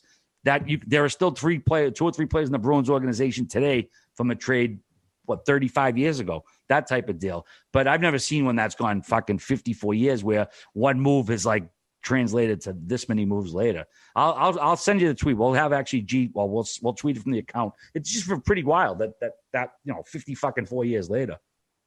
God, yeah. God, yeah. Time for an interview, boys. But first, Biz. DHM Detox by No Days Wasted. Have you tried it yet? If not, you're truly missing out. It's the vitamin for when you drink. What the hell does that mean? Well, if you hate waking up feeling like garbage the next day after boozing, like me last Thursday, or if you just want to like a couple drinks at the end of a long day, well, this is for you. You guys might be planning some bachelor parties, some good old day drinks, but you want to be prepared. DHM Detox is here to help you with liver support, help break down toxins, and get you feeling fresh the next morning. Biz, you got a doctorate in these things. Tell the people about it. The hydration replenisher, that's a big one. Awesome. The DHM Detox pills, I take them all the time when I'm boozing, which is going to be later today. On your days off, take these so you don't waste the next day. No days wasted. Thank you very much. Biz20 promo code. Keep the fucking change. Could have used about 7 of those the other night. Through COVID, we've come to realize that the time for our most valuable asset. So why waste another day? For just a few dollars per night, you can be prepared for all of life's moments. The team at No Days Wasted is here to help you be your best and get back to doing what you love after a night of sipping on the birdie juice. You take 2 capsules after your first few drinks, and it goes to work. Double up another packet if you're going to be whacking them down good. DHM Detox is part of a drinking routine as well as tens of thousands of other people. The packets are easy to share with friends and family. They got recovery bundles with DHM Detox and Hydration Replenisher. It's an electrolyte drink mix that helps you hydrate and help boost your immune system with vitamin C, D, and zinc. Check out the bundles for the ultimate recovery experience and never miss a beat. So you can hit the early morning meeting, workout, or just feel human the next day after a few drinks. DHM Detox is a 100% risk-free purchase on your first box. So if you don't love it, they refund you. The epitome of a no-brainer. At the very least, give it a shot. And if you don't like it, you get your money back. How do you say no to that? You don't. We're going to hit you guys with a promo code. Just head over to nodayswasted.co and use the promo code BIZ20 for 20% off. That's nodayswasted.co. After drinking with BIZ20. Check it out. Get that stuff. Like I said, I wish I had some of those the other night. Had a little too many tequilas the other night. Crept up on me, but all good. All right, it's time for our first interview, and it was a good one. We got Dale Weise coming up. He had a nice career, played for Philadelphia Flyers, Montreal Canadiens, Vancouver Canucks. Comes on and tells us all about his adventures in the NHL. It's good stuff. Hopefully you'll enjoy it. So without further ado, enjoy Dale Weise. Well, I'd like to welcome our next guest to the show, a 4th-round pick of the New York Rangers in the 2008 draft. This right wing has played 558 regular season and playoff games. He's played 10 NHL seasons for 5 different franchises, and he also toured up in the Netherlands for a little bit during the lockout a few years back. Thanks for joining us on the Spittin Chiclets podcast, Dale Weise. How's it going, my man? Hey, real good, boys. I'm happy to be here. I'm excited. Glad to have you. Where are you these days? I'm at my lake house. I'm about an hour outside of Winnipeg. When COVID hit, I went into the plane in the summer, actually stole my house in the city in Winnipeg, and the family's been living at the lake, so it's been unreal, man. I'm enjoying it. I like your boots behind you there. You got the dominatrix boots going. You get busy in the off season. Hey, you got to do what you got to do, boys. I got a nice little collection back there, Oh, fuck. Born and raised in Winnipeg? Yeah, born and raised in Winnipeg. So there's no shot you're ever leaving. You're there for life now. Yeah, I think so. I think so, man. This is actually the first time I've been home for a winter in fucking 17 years. So it's actually been a mild winter in Winnipeg. It's been our best one in like 100 years, and I still can't stand it. So I'm a little iffy. I'm like telling my wife, like, when we actually retire, I don't think I can do this. I got to be somewhere else because this is a little too fucking cold for me. Yeah, seriously. And when you say when you actually retire, people, if they don't know, last year you were part of the Montreal Canadiens, played in the bubble once the season resumed in the playoffs. And what's going on now? Like, are you still kind of trying looking, possibly Europe, or is it just right now just seeing what's going to happen these next few months? Yeah, it was interesting for me. So when we shut down in March last year, I kind of started thinking ahead. I thought, you know what? I was up and down the American League last year.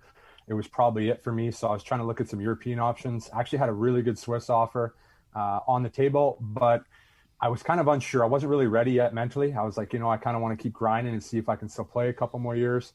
And then I went to the play-in. I literally didn't expect to be in the lineup. Had a pretty good training camp there. I started in the Pittsburgh series, played pretty well, and it kind of got in my head a little bit like, fuck, man, I could still play. Yep. Like, if I get a good opportunity, I can still stay in the league. And then it was the second Philly game. I got taken out of the lineup, didn't play.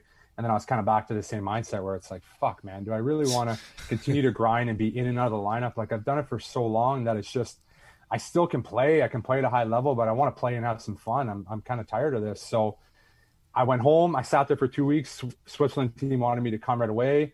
I didn't see my family in 2 months. I got 4 kids. I got twins that are under 2. I got young kids. Do I really want to go in this time with COVID and everything? And so I just decided, you know what, I'm going to wait and see. And then I had a couple tryout offers for the NHL. But so we got shut down in Winnipeg end of October. So I didn't skate for 3 months. So here's my agent like, yeah, I got some tryout offers. It's like, well, fuck, I haven't skated in 3 months, man. I'll make a fucking fool out of myself. You know how bad I'll be? Yeah, exactly. Like, how am I going to go make a team? And it's a fucking 10-day training camp. I haven't fucking skated in 3 months. Like, I was like, I can't do that. It's just a waste of my time. So I took the season off, and then I'm sure, I'll start exploring some European offers because, fuck, I'm still hungry, man. I still want to play a little bit. Yeah. I was going to ask, like, going back to like last season, the fact you're healthy scratch, is it just hard, like with the mental state of mind, like not knowing whether you're going to be in the lineup every game and like maybe have been on a taxi squad to start the year and just like grinding it out away from your family? Yeah, that's, man, you know what it's like. Like it's the worst, man. Like I did it in Philly for almost 4 years where, I think my first year I might have played 60 games. My second year I might have played 40. I got traded halfway through my third year. I might have played half the games. Like, at that point I was just like, man, I could still fucking play, but I'm just tired of bagging in the morning, fucking putting the suit on at night and eating popcorn in the stands. Like I was getting to know all the people like upstairs in Philly. I was fucking best friends with everybody upstairs. It was embarrassing. Like, I knew them better than I knew my teammates. The press box. Like, that's why I transferred right over with the Coyotes, because I fucking knew everybody up top more than I did in their locker room. Man, 100%. That's exactly what it was. I was better friends with people up top than on the team. So it's like, fuck, man, I can't. I don't want to keep doing this. I can still play, and I want to get some fucking enjoyment back in the game where you're going to the rink and having fun and enjoying it. Would that mean even you maybe going down to a lower league, not even the AHL, but overseas, to where like you're able to step in and just be comfortable, where and be a big piece and big part of any team?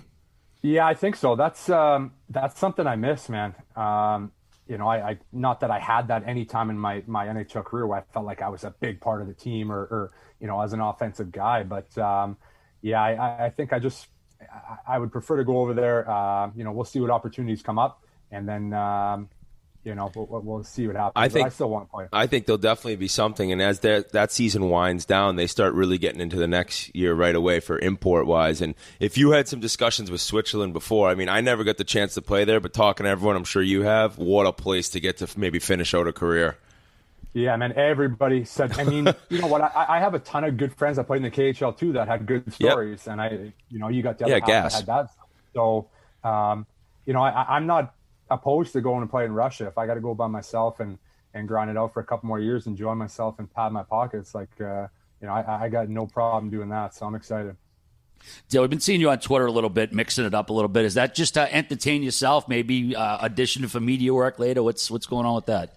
Man, I cannot tell you how much I enjoy giving it back to fans for the first time in my life. It's so fucking fun, man. Like my whole career, when I started in Vancouver, I used to get just shredded on Twitter. People just despised me for some reason. And, they didn't like the fact I was following a bunch of girls and they were following me back and stuff. Like, I was getting ripped, but I just never said anything back. Like, I understood my role. I was a fourth line guy.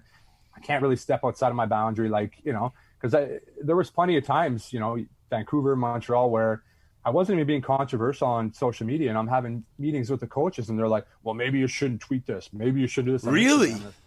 Oh, tons. You weren't even saying anything. Nothing, man. I could have posted a picture of me sitting with my son, and they're like, maybe you should stay off social media, focus on your game a little bit. It's like, holy fuck. So I can't tell you, man. I love getting on there, giving it back to people. The people that chirp you and you give it back to them, and then all of a sudden they're your buddy. Oh, hey, man, I love you. Oh, yeah. Those are the biggest pussies in the league. That's how I met all my friends. I actually would respect and actually enjoy somebody if they gave it to me, I gave it back, and then they kept coming. But if you're then going to cower down and say, oh, man, just kidding, I really despise you. Yeah, oh, fuck, I can't stand it, man. And the people, I had a guy the other day that's like, oh, you got bags on your eyes. And I was like, okay, I got 4 kids. I got fucking 2 under 2 years I'm sleep old. deprived. I'm up at 5:30 every day. Yeah, I was like, fuck, I'll take my shirt off out and show you what it takes to get up in the morning, Chris, man. Like, fuck. Yeah, it was a long night with my dominatrix outfits. Fucking take it easy on me. Yeah, man, take a look at the videos, man. The fucking guy's living. You know the calves I get from these boots I wear while I get after it? Growing up, did you go to a lot of Jets games? So they left when I was 7. Okay. I went to probably 3. I grew up in a blue collar family. Jets tickets were expensive. Yeah. Even back then. So I remember my first game I went to was Vancouver Canucks. I saw the fucking Russian rocket out there buzzing around. That was cool. And then Keith Tkachuk was my guy growing up. So I loved him and the Jets. And then they switched over. I kind of kept that going. Were you a kid that growing up, late bloomer? Were you always really good for your age? How was kind of your 14, 15, 16-year-old years before you ended up going to play junior in Swift Current? Yeah, good story, man. I love telling people. I was good when I was younger, but I wasn't great. I never played on an all-star team in my life. Never when I was 11, really? 12, AA. I never played on one in my life. I was an 8th round Bantam pick. I got cut 3 times in a row in junior, and then I got traded to Swift Current and started there. So I was a good player, but I wasn't exceptional. I don't have any great stories where I was the best player and I just kind of kept working and just kind of getting better every year. Where did you get cut from? What was the team that picked you and ended up finally moving you? So I was drafted by, this is kind of a funny story. So I was drafted by Medicine Hat in junior. Willie Desjardins was the GM there, great guy.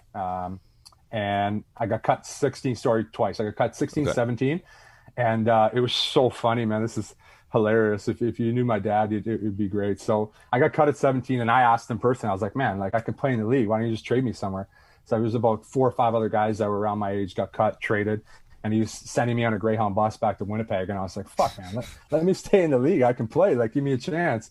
He's like, no, we got plenty of guys that can come back at 18. If you come back at 18, it's great. So my dad ends up calling this guy, man. And if you knew my dad, my dad loves the game and he's a big hockey nut, but he wouldn't talk to coaches when I was 9 or 10 or something. For him to call this Western Hockey League was fucking hilarious. So he calls him. I ended up getting traded a month later. I don't know if it worked, but I got traded to Swift Current and then I got called up and kind of went from there. You're like, what'd you say, Dad? He's like, don't worry about it. You never even found out. Just a quick threaten. Yeah, I don't know what he said, man. It was it must have worked though. Threatened his life. I don't know anything about Swift Current. What's the town like? What was the junior experience? I mean, it's probably tucked away somewhere, right?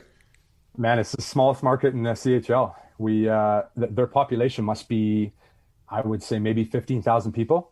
So it was good, man. I got there at a good time. My first year was 2006. Our team wasn't great, but it was kind of, the team went from a transition where in 2002 they had, they had some really, really elite guys. Ian White was really big there, Jeremy Williams, but they had a ton of issues in town with some of the guys before me. And I got there at a good time, man. I loved it. I had a great time. You're in junior, you're not making any money. You're just hanging out with your buddies and having a good time. So it was great to me. Dale, did you have any U.S. college offers? Was that ever a serious option for you? Man, that was never an option for me. I didn't even think about that. No, you know what? In my house, the Brandon Wheat Kings would come play in Winnipeg in the playoffs all the time. So I was obsessed with the Western League. So was my dad. So that that was it for us, man. I wasn't going to college. When the Rangers did draft you, like I said, fourth round in 2008, what did they envision for you? Did they sit down with you at all? I know, you weren't a first or second rounder, but what were the plans they had for you, if any? Yeah, so, that was another cool thing. Like, I got passed over at 17, and I got passed over at 18. I was actually drafted as a 19-year-old in junior, which is, it's pretty rare. Yeah, very rare. So it was cool. I was excited. I was hoping to sign right away. My agent, kept giving me the runaround and saying, well, I think you might have to go back to play junior. I was like, man, come on. Like, I'm ready to play pro. Like, keep pushing them. They're like, no, we can't. And I went to training camp. Probably, they expected to send me back to junior. Had a really good rookie camp. I had a couple fights, scored a couple goals in that Traverse tournament. Then I got into the main camp. I was actually the last forward cut, which is crazy for a guy that just got drafted as a 19-year-old. So I actually thought I made the team. You have the last exhibition game on a Sunday. I thought I made the team. We got the day off. I come in the next day, and I don't see my gear. I thought I made the team. I'm looking around. Everybody got cut. Forgot to let you know. They forgot to let me know, and I'm looking around. I asked the trainer. I was like, man, where's my gear? He's like shocked because probably there's some. You already called your family. Well, that's not his. It's not his job to tell you. Yeah, exactly. I could tell he was a little shocked. He's like, Tom Rennie was the coach at the time. He's like, maybe you should go see Tom. And I was like, okay, sounds good. So I walked down to his office, got myself cut, and we went from there. Still, though, it was a great first-year pro. I mean, you look at the numbers, and you 23 points your first year in the AHL. I'm sure that year you were happy just to be playing in the AHL, and the next year you really lit it up. I mean, were you surprised that second pro year you never got a call up? I was shocked, to be honest. Right? With you. I mean, you were playing nice. Man, when I look over all the guys that get called up now, and I was in the American League 2 years ago, and I'm looking at the stats I had at 21, and I'm like, I couldn't even get a sniff, man. Yeah. It's just different world now, man. Completely different world. So my first year, I started on the fourth line and kind of worked my way up, and then I probably didn't score a lot the first half, and then I got going the second half. I played a lot more. And then the second year I came back, I played a ton. I got a chance to play with some good guys, and I was confused the second year why I wasn't getting a call up because all these older guys, guys that were, at the time 25, 26 that didn't have a lot of NHL experience were getting called up. I'm like, man, what is going on? What am I doing wrong here? Up? Like, yeah. Do you ask anyone? Do you ask a coach at the point down there? Who was the coach in Hartford then? Ken Jernander. Okay. He was there a while then. He was there a long time. He played there a ton, was their captain for a long time, and he was the coach. And, I think that's where I think a lot of people don't understand is like the big club's pulling the strings, and he really has no has no say down there. Because we would have conversations from time to time, and I'd say, man, like, what do I got to do? I went on some good runs where I was player of the week, and man, I was fighting, I was scoring. Like, people don't do that in the American League anymore. Like, you're just getting shriveled. Yeah, and then the crazy thing is, so I got called up the end of that year. There was like 2 weeks left in the season, and I was pumped, man. I was like, man, here's my chance. Finally, I've been waiting all year. And Jernander tells me, look, this is the last call up. They have no more call ups. You're up for the rest of the year. I'm like, fuck, awesome. I'm getting paid no matter what. I'm not getting sent down. This is great. So I got called up. I took warm up for the last 2 weeks in every game. Didn't play. There was always guys coming back from injury that were game time decisions. And then that was the year I went down to that last game there where they played Philly and they had the shootout. So that was really pretty wild to be a part of that. And Philly ends up going to the Cup final after winning that. 100%, wild story. Really wild. We had some run-ins in the American League. Well, I guess not me and you, but you were with the Hartford Wolfpack, and you guys had Sugden. I think you had Soriel, who was a tough fucker too, right? Was he there? Oh, yeah. Didio Medi. We had really tough teams. I think even Avery got sent down at one point too, didn't he? Yeah, that's. We could talk about that one for days too. I remember we were getting into it in the media a little bit. I mean, for whatever what that meant in the AHL. I think a kid with a calculator, one of those calculator, like what are those things called? Calculator watch. That's it. That's the reporter. He doesn't even have a microphone to do anything. You said that guys were arguing in the locker room as to who were going to get to fight me. Man, I could remember that one vividly, and it happened a lot, man. Like Didio Medi and Soriel, I'm pretty sure 2 years in a row they led the league in fights. They had that. You must have had. How many did you have? What was the most you had? I think I had 29 back-to-back seasons fights. Okay, yeah, they were. I know both of them were over 30 the 2 years. I knew they were right around you. man, they were Don King in the warm-up, like setting up fights with guys, like just looking over here. It was unbelievable. And then I remember your game specifically. I don't know if Sugden was coming back in the lineup or what it was. And it was like rock, paper, scissors in the locker room for fucking Bissonnette, man. It was unbelievable. Guys are arguing, no, let me have him. I'll take him second. I wanted Avery, and he was fourth in line behind Sugden, Didio, Mitty, and I forget who the other guy was, but it was a fucking shit show. This is when you're in Wilkes, right? When we were in Wilkes-Barre. This game was in Wilkes-Barre, and Avery was at the line. I think he was playing Don King that night. Oh, yeah. Man, he was I enjoyed him when he was down there. It was actually pretty funny. I remember we were in Wilkes-Barre. I don't know how I fucking remember some of these stories, but he's reaching over the glass. This guy was giving it to him all game. Avery gives him a stick. He goes, hey, you want a stick? And the guy at the end, oh, yeah, fanboy, exactly what we talk about. And Avery fucking yanks it away, shoots him at the water. It was actually really fucking funny, man. It was pretty good. Oh, man. Any other funny stories from the American League that year with those clowns in the locker room? Oh, man, those two, I absolutely, I love those guys, man. Like, I lived with Soriel for 3 years there in Hartford, and Didio Meaty was like, man, he was like the stepchild. He was always at our place. He was living down the way. But it was crazy, man, because we all came into the same year, and I was trying to play and fight and do everything at the same time, and these guys were strictly on the enforcer role, man, and I could see the toll that I was taking on these guys. It was tough, man. Their hands were beat up all the time, and it was just really tough to go through it with those guys. I knew what they were going through off ice and stuff, and it was really opened my eyes to that aspect of the game. What was it like playing in Hartford? Like the city is, I mean, it's not bumping that much, is it? No, man. It was tough. But it's the first time you're playing pro. You're finally making some money. Not Swift Current, I guess. It's not Swift Current from where I came from. It was like New York City to me, So it was like, you're finally making some money. They had one bar at Black Bear. I don't know if you ever went there. It was the one bar in Hartford, man. It was pretty good. After 3-3, we had to get to the Black Bear every Sunday, man. It was we had some good times, man. I was talking to both those guys recently, and we were just saying that's probably the funnest time I had playing hockey. My 3 years in Hartford, I really, really liked it. Was the rink at the mall the one the Whalers used to play at? Was it the same place? It was at the XL Center downtown. I don't know if it used to be a mall. They turned it into apartment complexes. They had a couple of restaurants in there. Downtown was really, man, there wasn't much going on. Hartford's terrible. Yeah, there wasn't much going on. And then my third year, I can't remember the guy's name. He used to own the Whalers. He took over the team, actually rebranded the name to the Connecticut Whale. And we started getting like 14,000, 15,000 fans. It was really, really cool. I swear to God, it was nuts. He rebranded it like 3 months into the season, changed the jersey, and we went from like 4,000 or 5,000 fans to about 15,000 on weekends. It was wild. Wow. So then when you end up in Vancouver, like how did that all go about? Was it a trade or was it like waivers? I don't really remember how you ended up a Canuck. And it must have been pretty sweet to go back Western Canada, for where you were from and grew up.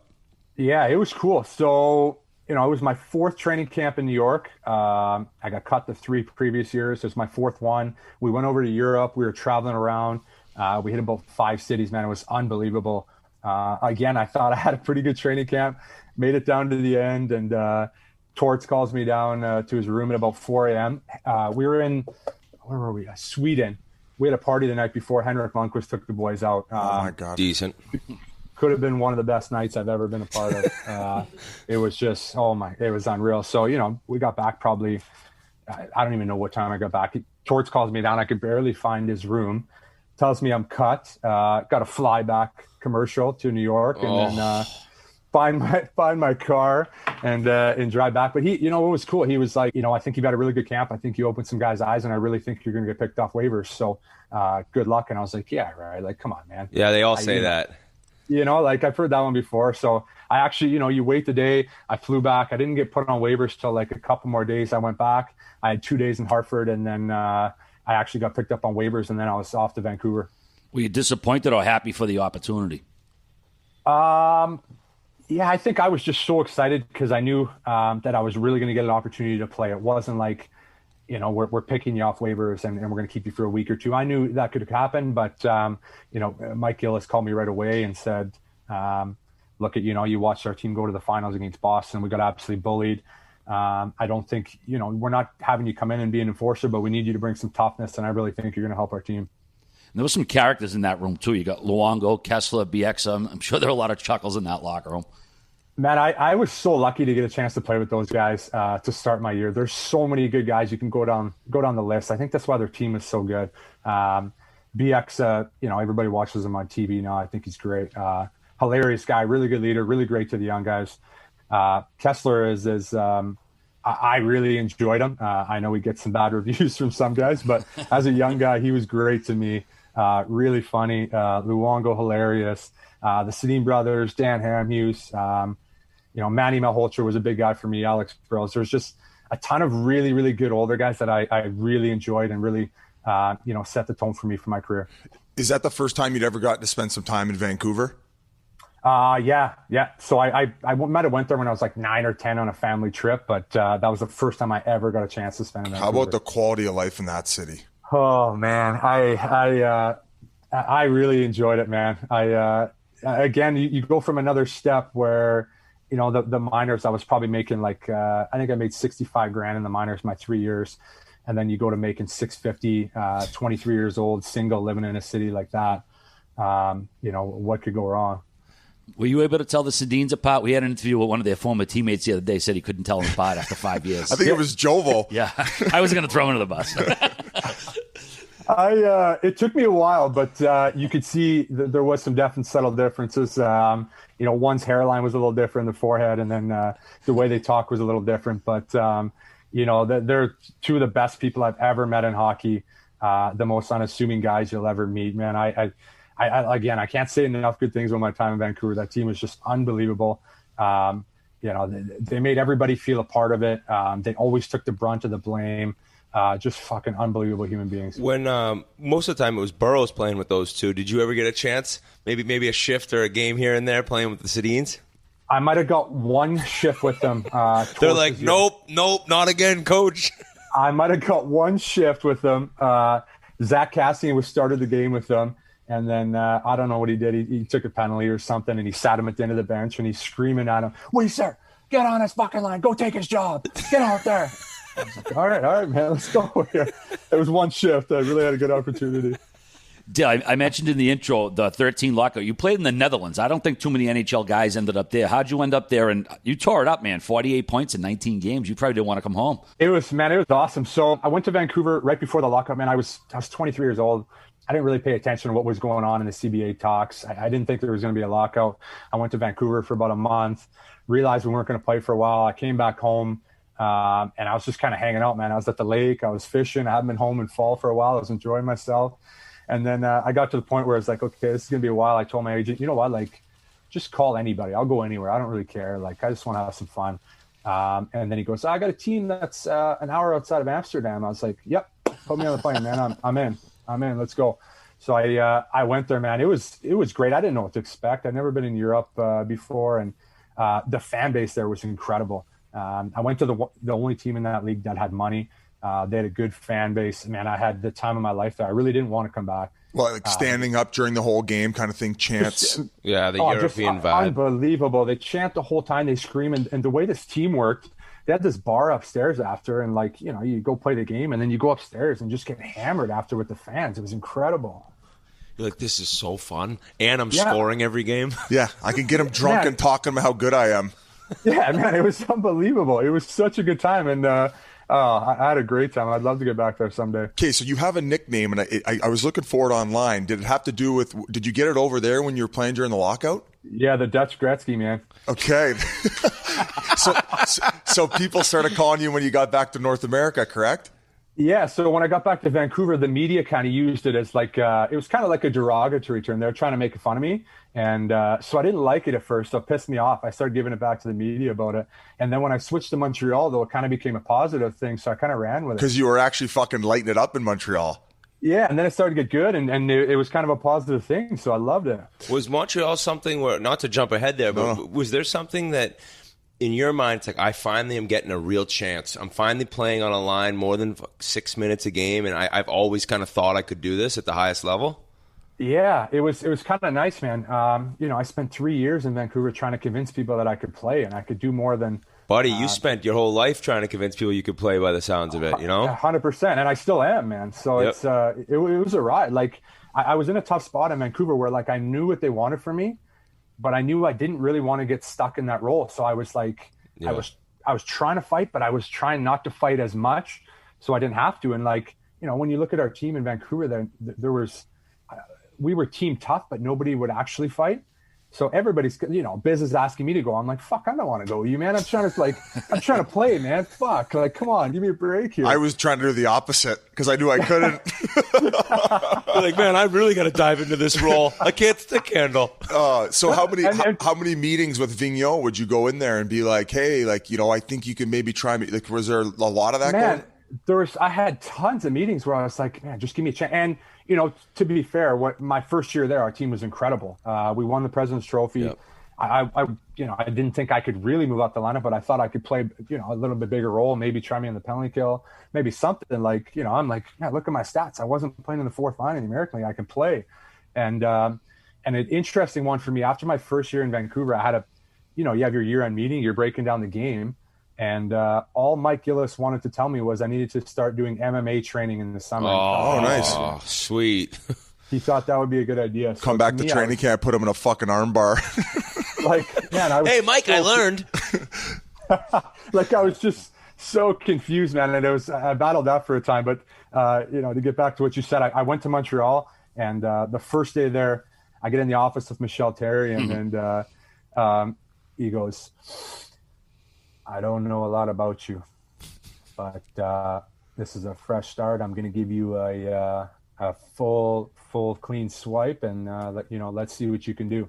And that was the first time anyone's ever said that to me. So I thought it was great, and he was huge for my career. I know a lot of guys are up and down on him. He's but he did blow cigarette smoke in my face after he did say that, so I wasn't sure how to take it. Man, I did have one meeting where actually I went in and it was smoke covered, man. I thought I was in a hookah lounge or something.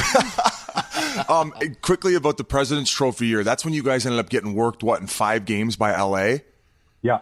Was like, fuck, man, that must have been from like the biggest high to like, oh my goodness, what just happened? Man, it was crazy. We had such a good year, and just from my opinion, I thought, fuck, man, we could win the Stanley Cup here. Like, this team is so good. We're so deep. We're healthy. Going into the playoffs, we had everybody. And, LA run. And LA was not a good matchup for us. Like, throughout that whole year, they always had our number, and then they go on that run to get in the playoffs. And I didn't play the first game. I think I came in game 3. But the first 2 games, man, we were just fucking outmanned. Like, they dominated us physically, just everything, man. I couldn't believe it. We were completely taken back. That team, I think they got to the Cup Finals in 15 games. That Kings team. I must have told this story 3 or 4 times on this podcast because we played them in the conference finals that year. Like you said, they just caught stride at the end of the year and just got in. But that's why I don't put much stock at the beginning of the year in any of these teams because you got to wait for them to like get rolling. They were going on like 3-4 day benders after every round. Because they would have the time. And I think the next round they ended up playing St. Louis and swept them. And then they played us, beat us in 5, and then they ended up, I think, I don't know if it was New Jersey they beat in 5 or 6, but yeah, it was like they were unstoppable. They were a machine. They were all big guys, and they would just like put the puck down low and just beat the wheels off you. But then you said you go to Montreal, you get all this confidence. So like, some guys, they go into Montreal, it's the complete opposite. So you were just thriving there, living the life, and you felt like you even had the fan base behind you as well. Yeah, it was great, man. Where I went from being single in Vancouver, by the time I got to Montreal, I had my wife and my son. So that was probably, I wasn't living downtown. I wasn't in the nightlife in Montreal. It was all hockey for me. So just to finally have a team believe in you, man, it was kind of like, I don't know, it just did wonders for my confidence. It just did wonders for my confidence that someone was like, I don't want you to go out there and play 6 minutes and fight. So, that playoff run, I had some huge goals, and I just kind of steamrolled that into the next couple of years. Yeah, I want to mention that the 2014 season, you guys beat the Bruins, beat Tampa, end up losing to the Rangers. But famously from that handshake line, you and Milan Lucic had a little bit of an exchange. You want to fill us in on what went down there? Man, that whole series against Boston was wild. That's the history behind those teams is incredible. The way the series went. How many games did that series go? 7. 7, okay. yeah.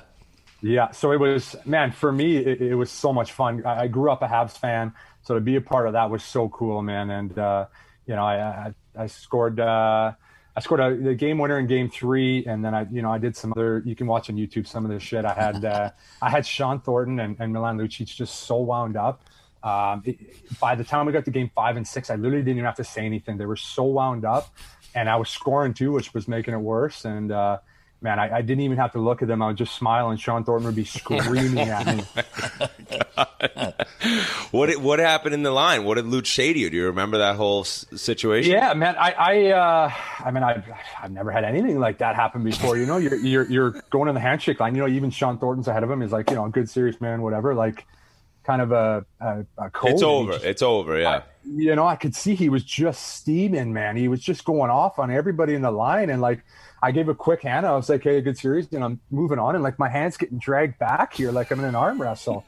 Guys just unloading on me. I was, next year I'm going to kill you. Like, the TSN guy broke it down. I don't know if it was Aaron Ward. I think it was. Broke down the lip reading and stuff like that, and then the media got into it after and blew it out of proportion. So. Was it warranted though? Like, was there something that happened earlier in the season, in the series, where you maybe stuck him in the nuts or something?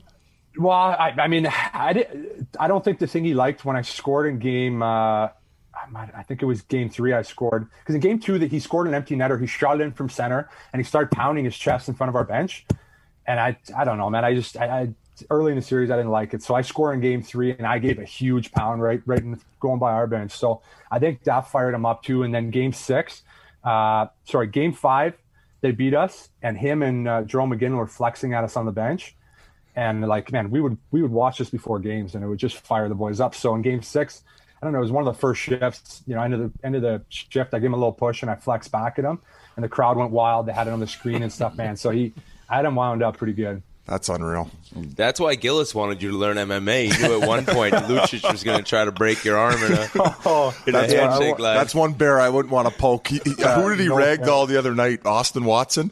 Did you see that? Yeah, he just throwing him around like a ragdoll. He is a mutant. He's big, and Watson's pretty big. Oh my God, man. He's a huge human being. How about the vibe though, and just like the whole scene in Montreal? I tell every person if they ask like, what was your favorite place to play? It was that building, and it was the fans on top of you, the music, and just how much they care. And when you're on a good team playing for the Canadiens, it's like I can't imagine anything better. Yeah, I played in New York, Chicago, Philly, Montreal. I played on some really good teams in some really good markets, and you just can't compare it to Montreal. Like you said, when you're on a good team, you're playing on a Tuesday night. It feels like you're in a playoff game, just the excitement. You're pulling up to the rink 2 hours before. There's jerseys everywhere. People are everywhere, man. It's just you can't compare it to anywhere else. What's like the craziest fan moment you saw? Because I think you were there with PK Subban as well, and he was probably like the creme de la creme in that city. Yeah, man. He was he couldn't go anywhere. Like he could be driving in a car, and people would stop and be climbing on the front of the car and stuff, man. It was like just Bieber wild. Shit. So, man, he was unbelievable. He takes a lot of flack too. A guy that I'm really close with. I'm a huge PK. Like signing tits outside of the arena and stuff. Like any of that stuff. Tons of that for sure for him. I'm sure he did tons of titty signatures. I'm sure he did a ton of after-hour signings. That guy. Unbelievable. So that Montreal goes along, and then you end up getting dealt, I think, at the deadline to Chicago that year, right? And weird enough, you were having a really solid season in Montreal, and then Chicago offensively, things didn't really go the way that you probably thought they would. How was that kind of transition for you? Were you not playing as big of a role offensively with Chicago being a deeper team? How'd that go down? Yeah, that was tough, man. I never wanted to leave Montreal. I was doing everything I could to re-sign there. The coach believed in me. Management, I thought, believed in me. I was getting a chance to play. I loved it. I think I had 14 goals and 25 points in 40 games. Like, I was having a great year. I would have been over 20 goals that year. I would have cashed in. I was going to be a UFA. And then I get dealt at the deadline. I was in Montreal, so I ended up waiting 11 days to get my U.S. visa, where I got traded with Thomas Fleischmann. So I think, they probably planned for both of us to go in and start playing right away. He starts playing, guy plays great. I don't get down there for 2 weeks. You're behind the 8 ball. I haven't, another situation where like I never skated. I went home to Winnipeg. How am I supposed to skate in the middle of the NHL season? Like I can go on the outdoor rink and shit, man. But like, what do you want me to do? It's not practice. You're not in shape. And so I met the team in Detroit. I don't know what day it was, like a Tuesday night. We were playing, so it was a Friday, and then I was going to play Saturday at 12. And, Q comes up to me on the plane Saturday night. He goes, "Do you think you can play tomorrow?" I said, "Well, I haven't skated in 10 days, man, but sure, I'll play." Like, we're playing at 12 o'clock. Didn't play great. Wasn't a great, I didn't play great. We ended up winning that night. Went home. We had a day off, and the next practice, I had a little meeting with him. He's like, "Didn't really like your game the other night. I'm going to take you out of the lineup." And I'm just like kind of flabbergasted by this. Like, I'm having a great year. You trade for me. Like, this is a contending team. We're going on a run here. I didn't expect to be a spare part and in and out of the lineup. So it was like, I went back to the exact same thing where I was in and out of the lineup, playing 5-6 minutes, not a big role. And you had the exact opposite in Montreal. So when you're saying you didn't want to leave and it's your UFA year coming up, were you trying to get something done? Was your agent calling in Montreal, maybe couldn't come to terms, or what was going on there and trying to get a deal to stay? Yeah, so we were trying to get a deal done, and I just didn't get an offer. It just never happened. Yeah. Like, you're like 7 times 7. I'll sign on the dotted line. 7. And it's in the big picture. Like I wasn't looking for a big deal. Like, no. I would have taken any little bit of security just to be there. So it was frustrating for me. I thought I was really close to a deal, and then we didn't have to talk for 2 days, and then Burge calls me at midnight and says, "I sent you to Chicago."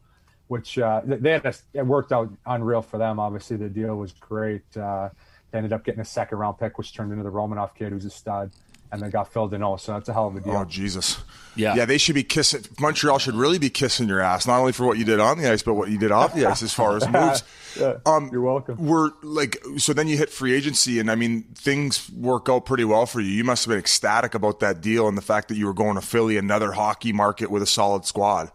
Yeah, so it was cool, man. Before we got into the conversations and stuff, I knew, I was obviously due for a raise. I had a great year. I probably lost some money going to Chicago and struggling a little bit, but either way, we got to the negotiating period, and it was the first time I had a chance to do that, which was cool. I had probably 8 or 9 offers. I was right around the same money, which was awesome. You kind of took a step back in Chicago, but then you get to see teams really want you, which is another confidence boost for me. And then I picked Philly. I thought that was a good opportunity for me. What were the other teams that were like really interested? Was Montreal back in the mix or no? Montreal circled back, but at that point it was I couldn't even have a conversation at that point, man. I was scarred. You're pissed. I was pissed, man. I worked my bag off. I played so well for you guys. I wasn't asking for that much, and you couldn't even give me an offer. So I was kind of torn on that one. Winnipeg was the big one, which they came in a little later, where I already had something in the work with Philly. Otherwise, I would have loved to play at home. Boston was in the mix, which I thought was really cool, but I don't know. After what I went through in Montreal, I don't know if I could have seen myself going and playing in Boston, so I couldn't do that. LA was in the mix. I thought LA would have been a decent spot. San Jose, and then Vancouver actually circled back too, which was something cool, but I didn't want to go back there either. Yeah, Philly's not too bad of a spot. I'm sure they like your style of play, your grinding style. But I want to bring up Jake Voracek. You've been around a guy like him. We interviewed him a couple years ago, and just in a hotel room, we got a sense of how much of a savage he was. I can't imagine in the course of a year how much you see out of him. Jake Voracek is one of the most unique guys I've ever played with in my whole life. I've never seen a guy that can live the way he does and play at the level that he does. He's an absolute specimen. I don't know how he does it. I don't know. It's just incredible, man. I really enjoyed playing with him. Just a fucking awesome guy, big time competitor. I think that's something people probably don't see about him. You see his joking side and you see his funny and stuff, man, but he's a big time competitor. How was your relationship with Coach Dave Hackstall? I know he left there. He hasn't coached since, but your numbers took a dip there. Was he using you much different than Michel Therrien was? Man, it's it's kind of a fucking fitting for my whole career. You sign a 4-year deal, a team makes an investment in you like that, and you think you're going to go there and play a big role. I start on the 4th line. 3 games in, I get suspended. I picked up a 3-game suspension, which kind of was brought along by him. After 2 games, he's all over me. You're not physical enough. You got to get harder. And it's like, man, fuck. Here we go again. And again, it's like, man, in my head, I'm like, fuck, here we go again. So sure enough, I go out the third game. I get a fucking suspension. He comes up to me the next morning, pulls his chair up beside me in breakfast. Hey, Weiser, how are you? Well, fuck, man, I'm not very happy. Like, you gonna pay me that money I'm losing? Well, that's I wanted to say. Like, he's like, I guess, I kind of feel at blame. And it's like, fuck, no shit, you're at blame, man. Are you picking up my fine now? Like, it's not costing you $60,000. Like, that's what you got dinged for, 60? $60,000. Man. Oh my goodness. Ouch. You pay that pre-tax too. Like, yeah, that's making 100. Like, fuck. Man, it was painful. That's the first time I got suspended before when I was in Vancouver, but it was exhibition. I didn't lose any money, so it's fine. But you start losing money like that, you're like, holy fuck, man, I can't be doing this. So coming from college, you think maybe a little bit in over his head, trying to do the college route where you can be a little harder on guys than maybe the NHL and not necessarily ready to be coaching at that level, in your opinion? Yeah, in my opinion, I think he was way over his head. I think the jump from junior to pro maybe was a little too much for him. I think he's a really good person. Separate hockey away from him. Me and him didn't see eye to eye in hockey, but I think he's a really good person. Mm-hmm. And I just think it was a little too much for him because, you go from, handling kids to handling men, and you got some egos and stuff like that. And we had a serious accountability issue in Philly. That's what I saw was the struggle of that team when I was there. That's probably the biggest thing for coming up to pro is like all of a sudden it's like the players essentially. Well, a guy's making $7 million. Yeah, it's like I'm staying here before you if I go into the GM's office. So was he like, I don't know. Every time I see him, he seemed like a bit of like a hardo. Like he would always have that mean mug. Yeah, so he's got no emotion, man. When you see him on the bench, it looks like he's got no emotion, and then. That's kind of how he is on the hockey side. Away from it, he's great, man. He's a friendly guy. He's a nice guy. But on the bench, it just, there wasn't a lot of emotion. And, for me, it was tough. Like, you go 3 games into your 4-year deal and you're in and out of the lineup. And then I actually finished the year really strong there. I got a chance to play with Couturier and Shen. I was like, this is awesome. We were way out of the playoffs at that point. And I think I finished. I had 12 points in my last 15 games. I played really well. And I thought, okay, this is what I can do. Next year, nope. I go into the GM's office for the year-end meeting, and Hextall's like, yeah, obviously not the start we wanted, but I, love the way you played at the end. I think you showed what you can do. And then, you come back the next year and it's kind of the same thing. You're starting in and out of the lineup, and it's the grind. Go again. The absolute grind of pro hockey. How much did you like Philly as a city, though? I mean, guys, even if the team's not good, guys seem to really like playing there. Yeah, so I lived in Cherry Hill in South Jersey. I thought it was incredible, man. Probably the nicest place I lived in all my career. I loved it there. Just great people. It's not cold. The coldest it gets is like, we had snow for like maybe 3 days when I was there. I loved it. So great place to live. Outside of my hockey experience with Philly, I loved it, man. And then, of course, they end up trading you back to Montreal. You must have been fired up for that, no? Yeah, that was cool. So I thought it was kind of going to happen after my second year. I thought I was going to go back. My agent said there were some talks between the teams, and he was talking to Berge to get me back. I made some comments when I left Montreal. Obviously, I was sour. I was pissed. I made some comments that he wasn't really happy about. And, he was like telling my agent, yeah, if he gets traded back, I want him to apologize to me and stuff. I was like, oh man, like if he wants to trade back for me, I'll apologize. I'll do whatever the fuck he wants. Like, but that was a funny story. So I was in Lehigh Valley. I got sent down. I mean, it's a long story about what went on with that. And kicking the dick, though, right? 4-year deal, making over $2 million. It's like, whoa, I'm in the minors. And you're not paying escrow. So that's the gift. That's the gift. It's kind of a nice bonus. There's no escrow down there. But, man, it was a weird situation when I got traded there because, Chuck Fletcher comes in, new GM. In my 3rd year in Philly, I actually got off to a really good start, man. I was playing well.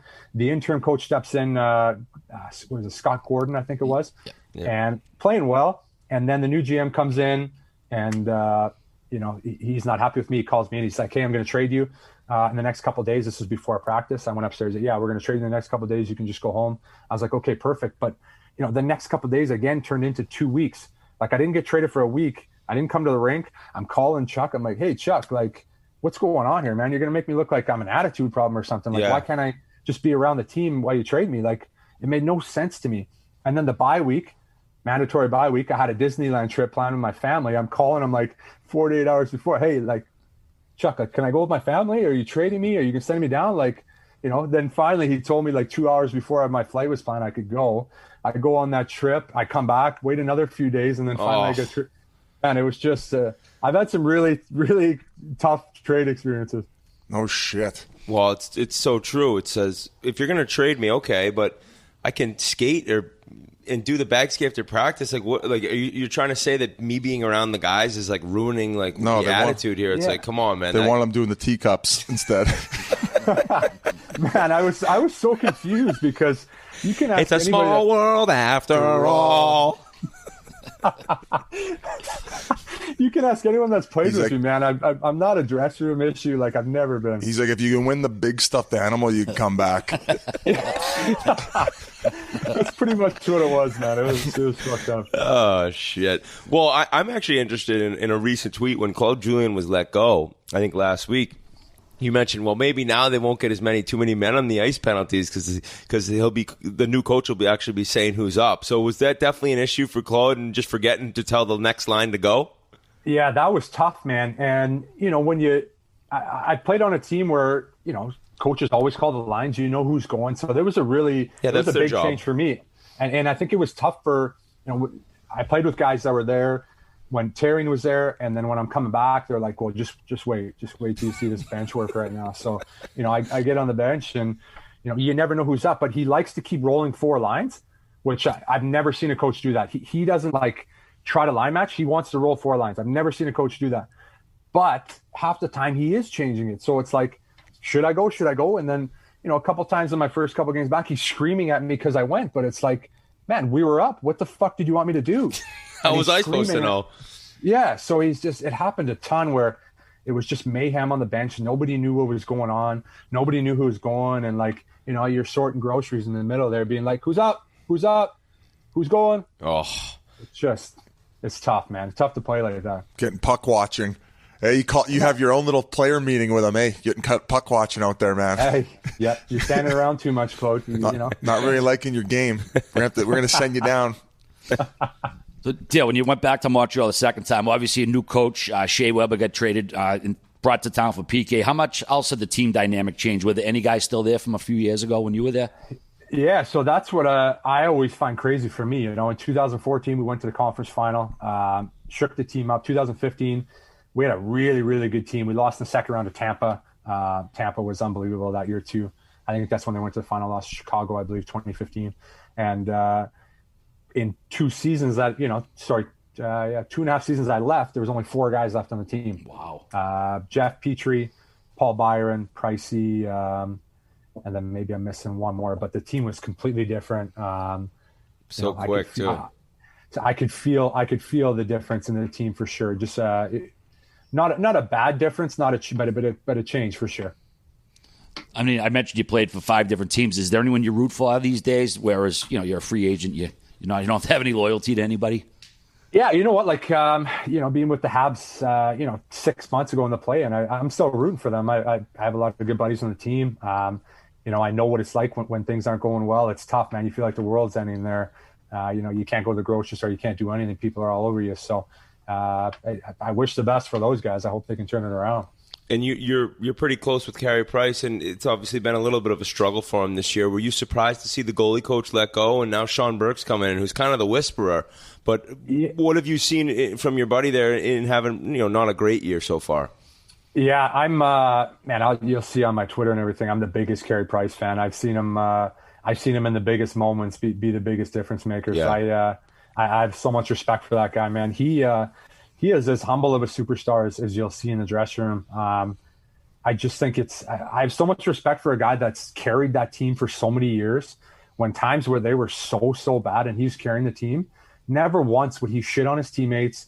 Some of the goalies in the league where, a goal goes in, they're staring at their D-man and stuff like that. Like, he just never did any of that shit, man. He would never show that in the dressing room. I have so much respect for him. And, like anybody, I think there's ups and downs. He's a guy that, like I said, he plays his best in the big moments. When I was in the play-in in the summer, man, he was fucking lights out. The team was playing great, but don't get me wrong, man, he was the backbone. We had no business in any of those Philly games, minus game 2. We had no business without him there. So I think people forget that was 6 months ago. Are you glued to the TV every night, watching as many games as you can, or you just kind of fill it in? I know you got 4 kids, so obviously you're busy. Yeah, I mean, I try to watch as much as I can.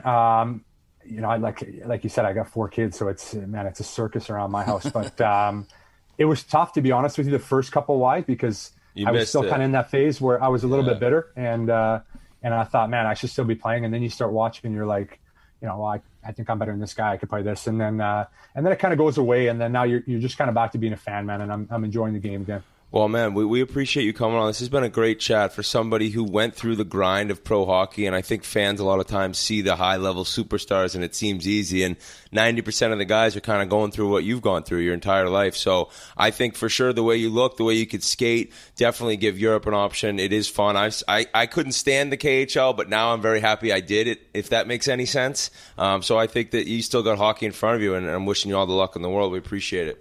Yeah, I appreciate that, boys. I appreciate that too. I think I'm probably in the same boat where I got to at least give it a try. I would. To see what it's about, and then I got no regrets. I'm not sitting at home saying, I could have banked in a couple more. If I was, you don't want it to end like this, where like you could have played. It's just been such a COVID crazy year where you get to go do your thing and really go out the way you want to. So that should be interesting to keep tabs on you, and we'll catch up again soon. The Danish Gretzky. The Danish Gretzky.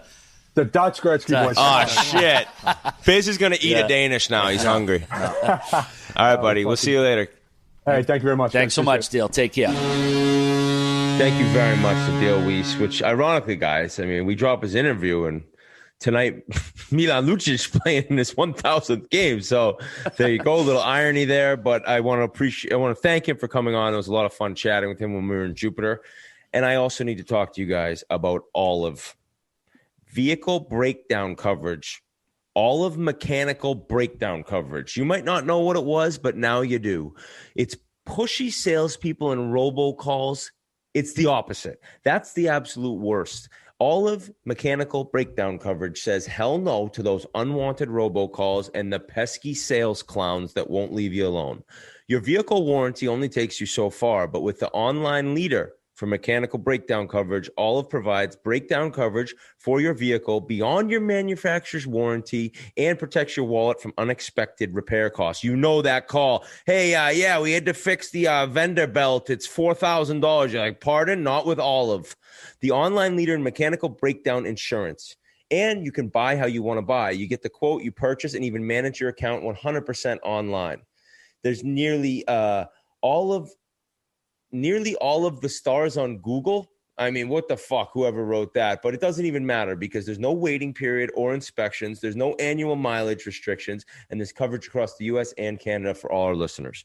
Olive services the majority of auto brands sold in the United States, including luxury brands like Mercedes and BMW. So visit gogetolive.com/chiclets for your personalized quote today. That's gogetolive.com/chiclets. Obviously, it was an interview with a former Canadian. We have to mention our last week interview was with a former Canadian, Shane Corson. Boys, I don't know if it's top 5, top 3. I've been getting incredible feedback. I just got a text a minute ago, saying it was a top 3 interview all time. Wherever you place it, dude, Shane Corson was an absolute fucking beauty. Yeah, we got to meet up with him in Boston. That's going to happen. Just fantastic stories, just a great guy. And thanks to him again. And thanks to everybody for the feedback who enjoyed it, because we had so much fun doing it. And, the fact that people have so much fun listening to it makes this job easy. Biz. Oh, Doyle rules. Dude, and he said that all casually. Like, this family we had a family fight with. Like it was going to have like a family beef. At the barn. Pardon me? Go back there actually, there was another family. It was like the WWE. It's like all these different characters. Who else we got? Is there more trades that we haven't broken down? No, we did all the trades. We didn't talk about the kid Jersey gassed at Gusev, and then he signed in Florida. So correct. Maybe there's that's a lot of skill. He did pretty well his first year over here. Maybe he gets a chance to play high in the lineup in Florida, can do some damage. Yeah. They signed Nikita Gusev to a 1-year, $1 million deal, obviously prorated at this point. He was bought out by New Jersey last week. He had 2 goals and 3 assists in 20 games this year, but he's a 20-year-old kid who came over from the KHL last season and he had 44 points in 66 games. Spit it out, 66. I have trouble with my sixes. Either way, that's a lot of skill, Whit. Did you know about this kid? I know you weren't there when he was in the KHL, but what's your intel on this kid? He might have been in the KHL when I was there, actually. Oh, actually, yeah. I don't know. I know that there is a high skill level, but then there was times he was just dog shit, and so it depends on what he does and who he's playing with. I think if you put him with some talent, I mean, how good was who's the kid in Ottawa now? I'm just blanking on his name. The Russian that played in Florida. What the fuck? Anisimov? No. No. This is embarrassing. Dandanov? All right. Dadonov. Dadonov. Right? Yeah. You butchered the saying. Dadonov. Dadonov. Insider. He signed a deal. I was like, Florida wouldn't give him that. So, he's replacing Daddy. Yeah, Biz. My goodness. I mean, wait. Good job, Biz. Let me marvel in my glory here. No, I'm taking the rest of the podcast off. You guys enjoy. Yeah, wait. You were in the KHL at the same time. I stand corrected. Yeah, fuck yeah. Was he on UFA? Let's see. No, he was on Siska, Moscow, Khabarovsk. Suitcase. Absolute suitcase in the K. Now he's a suitcase in the show. But they did say that they're going to give him some opportunity to play with the big boys to start off, is what I'm reading. So let's see. I mean, I could put up fucking 30 playing with Barkov. So he's 30 goals or points? Goals. That's how good Sasha is. And Soviet Russia, the Russian guys. I don't even need a stick. I just have a chair. 2 goals, 28-second assists. Oh, yeah. That's your fucking stat line, bitch. I was waiting for that. Oh, boys, we didn't mention yet. We were on the Dozen Trivia Show with Jeff D. Lowe, a co-worker at Barstool Sports. We didn't win. We are in the finals. They're going to have the final tournament, I believe, starting in a week. I think everybody made the final tournament, but proceed. But anyways, if you haven't watched the video, by all means, check it out. We didn't win, but that was a lot of fun, boys. I mean, I think we went up against a pretty good contender in Kirk Minihane. But Steve got a lot of questions that, Okay. So spoiler alert, check out the video. I'm so bad at trivia. It's been out a week. So bad. Yeah, my back's still sore from carrying you guys down. I got nothing in the trivia category. I got to say, I was honestly shocked that neither one of you got Bellini, only because you guys around brunches. You called a bartender. I did. My brother. For everyone at home who hasn't seen the video, we had to phone a friend. The fact that you just brought up us getting that one wrong. We had to phone a friend. So RA, as we were described, what is this drink? What is the ingredients? What drink do these ingredients make? We have no idea. RA, let me call my brother. He's a bartender. He calls the guy up. He doesn't have a clue, and we get the thing wrong. And he's coming at us saying we should have got it. He did say, I got a brother as a bartender. He is. Say it again, please. He never worked any brunches. He's a bartender. So I'm going to take accountability for this one. They used to have those Bellini drinks at Cactus Club in Canada. Yeah. I can't. When the name came up, I was like, "Oh my god!" Is that the drink you'd put in the beer? The slush? Yeah, like you guys are around like brunch crowds. Did it say it was like icy slush? RA said it. He goes, "Oh, it's like the brunch crowd, basically like dickheads for drinking Bellinis," which I completely agree with, and that's when it should have clicked, but it didn't. Yeah. But anyways, I would put Bellini in my beer. It was phenomenal. That's peach. A Cactus Club special. Yeah, it is. But I love doing that trivia, man. It's so much fun, and we get together. We're gonna do it again, boys. We got to win it. We have to win that tournament. I think we can do it. We'll be good. Absolutely. I'll study. Yes, Hank. But if did we tweet that out from the main account last week? We did, yes. Okay. If you haven't seen it, check it out. It's definitely very entertaining. 35 to 40 minutes or whatever it was. So. And we played against Kirk Minihane, who right now has out. Whit, I'll let you describe it. I think you've already talked about it, and apparently it's getting tons of action. Yeah, the case. Actually, episode 2 dropped today. Kirk Minihane did a deep dive. It's one. What are they called? Crime podcast. All right, isn't there like? True crime. So he was investigating a girl's disappearance, I want to say around 30 years ago in Brockton, Massachusetts. And what he's come to find and just doing this and ending up in South Carolina. And it's crazy. So if you're a fan of true crime, even if you're not, give this a shot. It drops every Monday at noon, I think for the next 6-7 weeks. So I haven't listened to it yet, but I've been hearing like amazing feedback, and I think that after what dropped today, the second episode, there's even more going on that I think all the fans will enjoy. So check that out, The Case. Minahan's nuts. Crazy. Yeah. He's like a savant in trivia. He knew this Masters question. Dude, those ones out of his ass he pulled. Yeah, so that's probably the top team, right? Who else is good? I mean, well, they said it was a one-man team with basically Kirk, but I got to say, Steve pulled a couple. Yeah, like that Tiffany question, like if he didn't talk out loud, Jared's pretty much useless. But what's up, buddy? All right, let's see. We got some divisional news we're going to run through. We do want to tell you that the LA Kings extended Alex Iafallo 4-year deal worth $16 million. This is a kid whose name was coming up quite a bit in the trade deadline, and I think the Kings recognized what they had in a player, and they want to keep him there, and they paid him to keep him there, and he's going to be there. So. Biz, do you know this guy? I mean, I knew you were in their organization. Not really. I mean, they really like him, and then all of a sudden his name popped up, and the fact that they had to work something out. And yeah, I mean, when he plays against the Coyotes, he's a crafty player. You always used to seem to put up offense at least to a certain degree. And what do you get 4 times 4? Mm-hmm. Yeah, let's see what he can do. I don't know. Undrafted. Wait, he came out of college, didn't he? Yeah, he played at Duluth, and he was never drafted. So he signed a deal for $16 million. That's nice. He never played a fucking game in the AHL either. Wow, UDFA. Those stories always. I love those guys who are never drafted and get to the NHL. Those are my favorite. Yeah, it's because they play till they're like 25 in college, and then they go on a visit to every show team, eating at every Nobu in North America. Ruining the environment with all the jet fuel that they're fucking using just to sign a deal. And then they don't have to worry about their entry level. They're like, it's like all of a sudden they're unrestricted or some shit. No, they still have entry levels to deal with, I believe. Yeah, that are like 6 months long that they somehow weaseled out of. Till the All-Star break. I don't even know how it works. Like every once in a while you get this like special college kid who all of a sudden has like more rights than Bettman. It's like, what the fuck is happening here? When you think about it, Joey Mullen, Adam Oates, 2 Hall of Famers, not drafted. I mean, it's insane the numbers those guys put up after not being drafted, the careers they had. I didn't know. Oh, my God. I didn't know Adam Oates wasn't drafted. Fuck, that's fucking cool. Whoopsie daisy. Okay. What else we got? Philadelphia. They signed Scott Laughton, extended him, I believe, 5-year deal worth $15 million, $3 million a year with incredible timing. I'm the biggest mush. It's well known. I tweeted out randomly something to the effect of like, if you're a team trying to win a Stanley Cup, Scott Laughton's the exact guy you need. He's kind of like Coleman last year that Tampa brought in.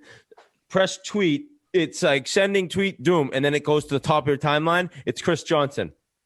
Scott Laughton just re-signed in Philadelphia. I'm like, oh my God. And I just replied, he's just re-signed. So obviously his press conference, he said how much he loves it there. He wanted to be there. And they know what they have, $3 million a year for 5 years. And a team that could have really used him in the playoffs and looked at a UFA guy, maybe at a rental, they lose out. But the timing in me there and being able to just ruin an idea I had just by sending a tweet is incredible. His name's Chris Johnston. Stay hot with. What did I say? Johnson, like Dwayne the Rock Johnson. I thought the T was silent too. Oh, the T was silent. Like mistletoe. The first T, Biz. Biz is like, there's 2 T's of mistletoe. RA's on crack right now. RA is just having a good time. Take a shit on my chest, buddy. Go ahead. It's your day, man. All comes out in the sky wash. dump, just like I was going to do on Zito's car. Take it right on my chest. All right, boys, moving along with some more signings here. The New York Rangers signed defenseman Zach Jones. He was their 3rd-round pick in the 19 draft, and he's fresh off his national championship with the UMass Amherst Minutemen. He's going to burn the first year of his deal, and he should be in the lineup once he does his quarantine. So congrats to him on signing with the Rangers and on the national championship. Not a bad week for the kid. And burning a year off his deal. Another college kid doing what he wants. Another scam from a college kid. Fucking scammer. Yeah, take a fucking loan out, go on spring break. Ottawa claimed defenseman Victor Mete off of waivers. Montreal waived him the other day.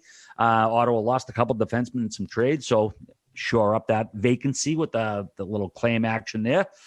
All right, what else we got here? Also another waiver claim. The Dallas Stars picked up Sammy Vatanen. The Devils had waived him. Stars picked him up. Biz, any comment on those last 2 moves? No, God, this guy was so highly touted for a while, and now he's just being given away like a bag of pucks. What do you think about it? I don't know, man. I don't know. What do you think? I want to hear your opinion.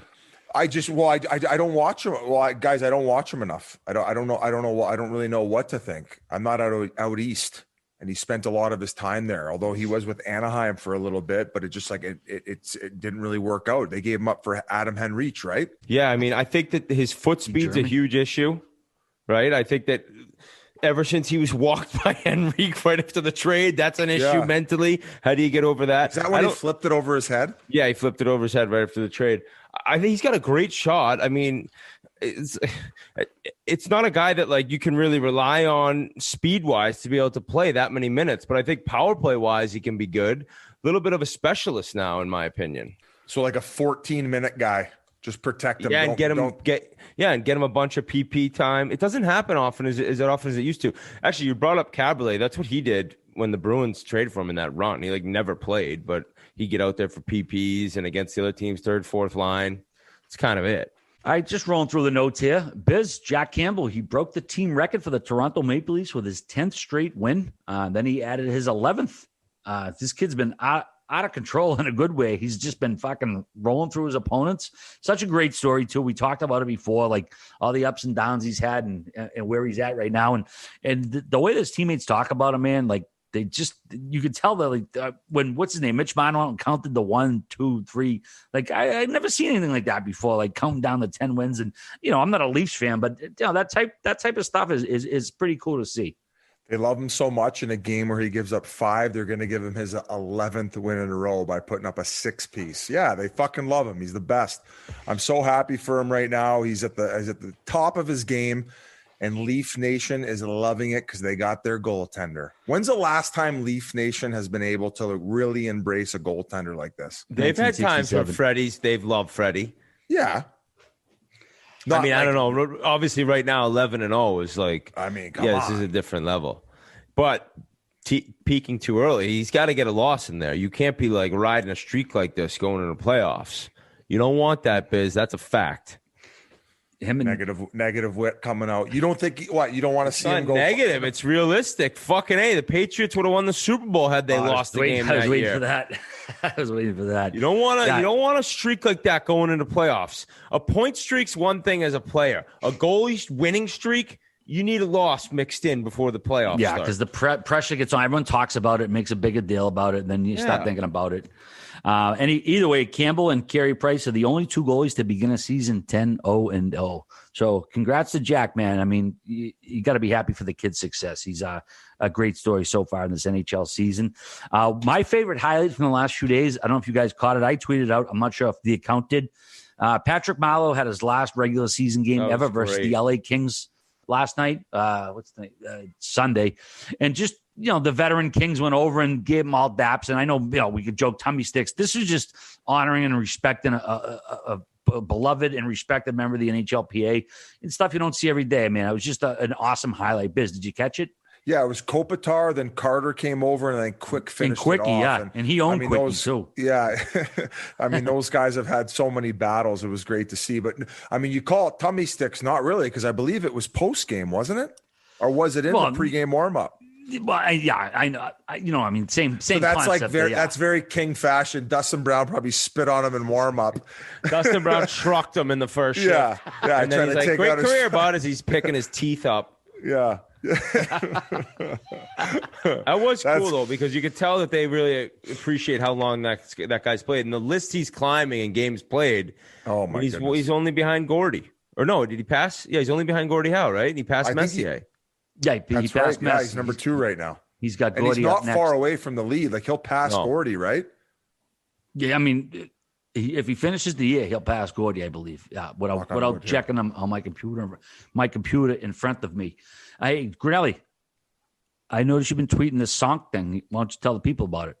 So we have the Sonk. It is available on the Play Barstool app right now. Go there right now. The competition from Friday, it's still available right now. 600 people have the opportunity tonight, Monday night, to win $2,500. So we don't know the results of that, but when this contest ends, that $2,500, if no one gets everything right, could carry over till Tuesday. So on Tuesday, we're doing another contest for the Sonk, the $2,500 jackpot, but it could be $5,000 based off Monday night's How many nights contest. a week?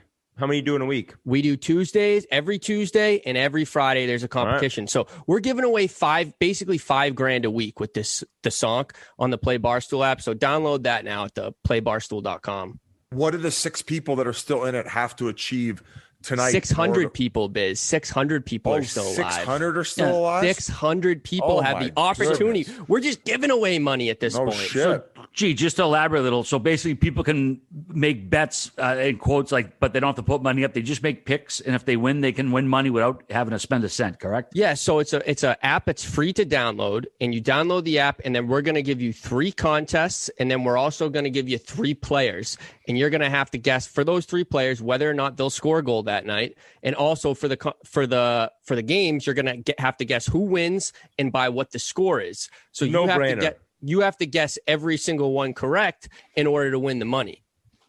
And we have 600 people alive still. That's insane. All right. I love it. Absolutely. I mean, if you can win money without it seems easy, but it is so hard to get all 6 right. That's what we'll see. Maybe we see something build up to 20K. It's going to be like Powerball. Got to spend money. 600 Chiclets fan wins 600 million, and it's memes because he was he signed up for like 20 different emails just to have 20 different Sonk accounts. Got to spend money to make money, Lou. Washington Capitals, a little news out of there. Henrik Lundqvist, he's going to need more recovery time from his open heart surgery, and unfortunately, he will not play the season. We all saw the clip of him about a month ago skating out on the rink. We were like, oh, maybe, we'll get him back this year. We all love Hank, regardless of what uniform he's wearing. But unfortunately, he still has some inflammation around his heart. He's going to need a little more rest and recovery. It was found via a routine physical, which is, a ringing endorsement for getting checked up by a doctor. Don't be a fucking hardo. Guys are wicked hardos about that. It's like, if something's wrong, go. Like, literally, you go in for a blood test these days, and they can find the craziest stuff wrong with you just by a fucking blood test. So, obviously, we love Hank. We wish him the best. We want to get him back next year, but health is the most paramount thing going. So, check out the interview he had with Kevin Weeks. He sat down with Kevin Weeks on it. Was it on NHL Network? Yeah. Yep. Mm-hmm. And they had a great sit-down interview. Obviously, a lot of trust there. I believe that they were partners at one point. And, I mean, try to find 2 better dressed guys when sitting down for an interview. I mean, and some couple. I think Hank might have had a 3-piece on. I've never owned one. I've never owned one of those. They usually turn me down for the 3 pieces. Yeah, I say. I think if it's a certain, you can pull. I can't even get a certain thread count, let alone the fucking 3-piece. Not every 3-piece is good, but some of them, if you can pull it off, it looks good. Biz. Oh, Hank's got like the pocket watch. He looks like he's. He can wear what I wear and look fucking good every day. What's the new show? Oh, Peaky. He looks like he had seen a Peaky Blinders. I still got to give that show a shot. Oh, you haven't? I tried it once, wasn't into it, but that's normal for me. I got to go again. It's a slow start. It starts really slow. It's tough to get into it. Right. Well, it's a little bit of foreplay with. Nah. You're used to sticking it right in. Eh? Yeah, just give me the go right now. 2 minutes, Roman swipe. Yeah, foreplay. Hey, that's my foreplay. All right, Vegas, Arizona. Biz, your boy, Jordan Gross got whacked by Revo. That was a tough hit. Did he get sussied for it? No, he did not. He got absolutely no supplemental discipline, no money, no fine, suspension. I mean, hey, I love Revo, but I saw the hit. I thought he was going to get suspended. The kid was like leaning over, like pick your head up. Fuck, Biz. Well, it was open ice. It was open ice. And by the time that Revo hit him, like Gross was kind of leaning back, expecting that, oh no, I got caught in the trolley track. So his head's so low and Revo's so big. It's just like, well, like his shoulders down. He wasn't jumping. Like, does he have to fucking get in a 90-degree squat so he doesn't get sussy? He literally skated like, it's like skate through him. Like that's like skate through your man. It was towards the end of the hit, his arm did come up, but at that point it was like, no, it wasn't the initial point of contact. No, I don't think he should have been sussied. I think people went crazy online because that's the thing what to do. Yeah. Now I'm going to sign a PTO. I just talked to Armstrong. I'm going to cave your fucking face in, Revo, you piece of trash. You think you can fucking hit my Coyotes defenders like that? You're getting a glimpse here, folks, on YouTube. Revo, I'm gonna kick the back of your skate again, and I'm not gonna get slammed through the Earth's crust this time. I'm not saying I'm gonna take you down. Fucking WWF promo. Sorry. I'm not saying he should have been suspended. I'm saying when I saw the hit, I thought it was possibility he would be. Of course you did. Well, I mean, the optics of it, I thought he might have been. I'm not saying, you got to be suspended. It was like, all right, might get suspended for that. That's old-time hockey. But yeah, the Las Vegas Review-Journal's David Schoen, I'm sorry if I mispronounced that. He was the one who said he wouldn't be facing supplemental discipline. And per Coyotes reporter Craig Morgan, Jordan Gross has a concussion and a knee injury, presumably as a result. His leg got caught underneath. Yeah. Too. Oh, fuck, I didn't know that. Yeah. That's a double whammy. That sucks. Yeah. And listen, I'm just trying not to be too biased about the whole thing. Now, I will say, obviously, if I was on the ice and I played for the Coyotes, I probably would have tried to address the situation in game. And nothing happened. Yeah. And no, I mean, mind you, we all know that Revo's probably at the top of the game, right? Yeah, that's a tough guy to be like, oh, shit, I got to go do something. But you got to sometimes. Hey, Clayton Keller. Shit, if that's the case, it's like, yeah. No, I mean, they should do a handicap match, Clayton Keller and Connor Garland versus Revo. Old WWF. Let's do it. Imagine seeing them all three squared off, and they're trying to figure out like where to attack them from. One positive thing going on for the Coyotes right now, this Bunting kid who got called up. He had a hat trick. Nice. Yeah, he had a hat trick the other night. He's been playing hard, just a scrappy fella. He was on the Roadrunners when this is when I was playing for the Ontario Reign, and Christian Fischer was playing in the American League at the time, and he was an all-star, I believe. I think he had 30 tucks that year. And we just had this massive feud going on where we would like spear each other. I think I bit what's his name? One of their players. I bit his finger during a game, and what the fuck, Biz? I ended up assisting on a goal. I went by their bench and kind of was like, "Yeah, fuck you guys," and ended up going in overtime. And Christian Fischer scored the OT winner, and he skated by and he like shot the bow and arrow at our bench. No, he didn't. Fuck, dude, we all got out. We're fire! Like we almost had a line brawl on the ice. But Bunting was on that team at the time, and he was one of those pieces of shit to play against, just always yapping, always. And he played 300 games in the American League, and now finally got a chance. Finally got his chance. He's tearing it up. Even when he got called up, I think he played one game for the Coyotes a couple years ago. He scored in his first game against Boston.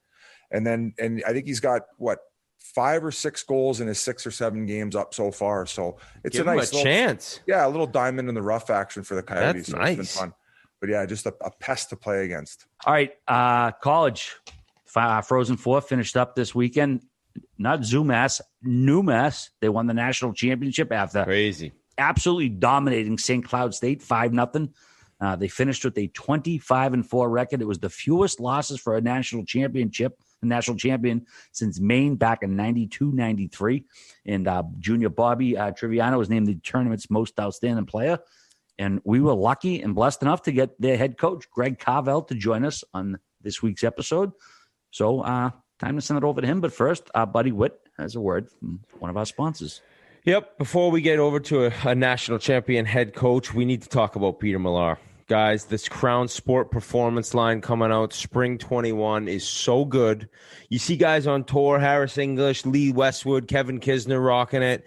It is like, it's a classic fit, but it's new, comfortable clothes. They're always working to improve their product. Peter Millar is the best. We're constantly wearing them in the Sandbagger. We love all their gear, and they're launching a new style this summer. It's the Solar Cool Quarter Zip. It's lightweight mid-layer built with a revolutionary fabric that reflects the infrared rays of the sun, crepuscular rays, they should have wrote, and the Hyperlight Apollo, which brings fresh style to the Peter Millar sneaker lineup, delivering incredible comfort and dynamic design for off-course wear. So browse the entire new spring Peter Millar Crown Sport collection today at petermillar.com/chiclets and receive free shipping and a complimentary gift with the purchase.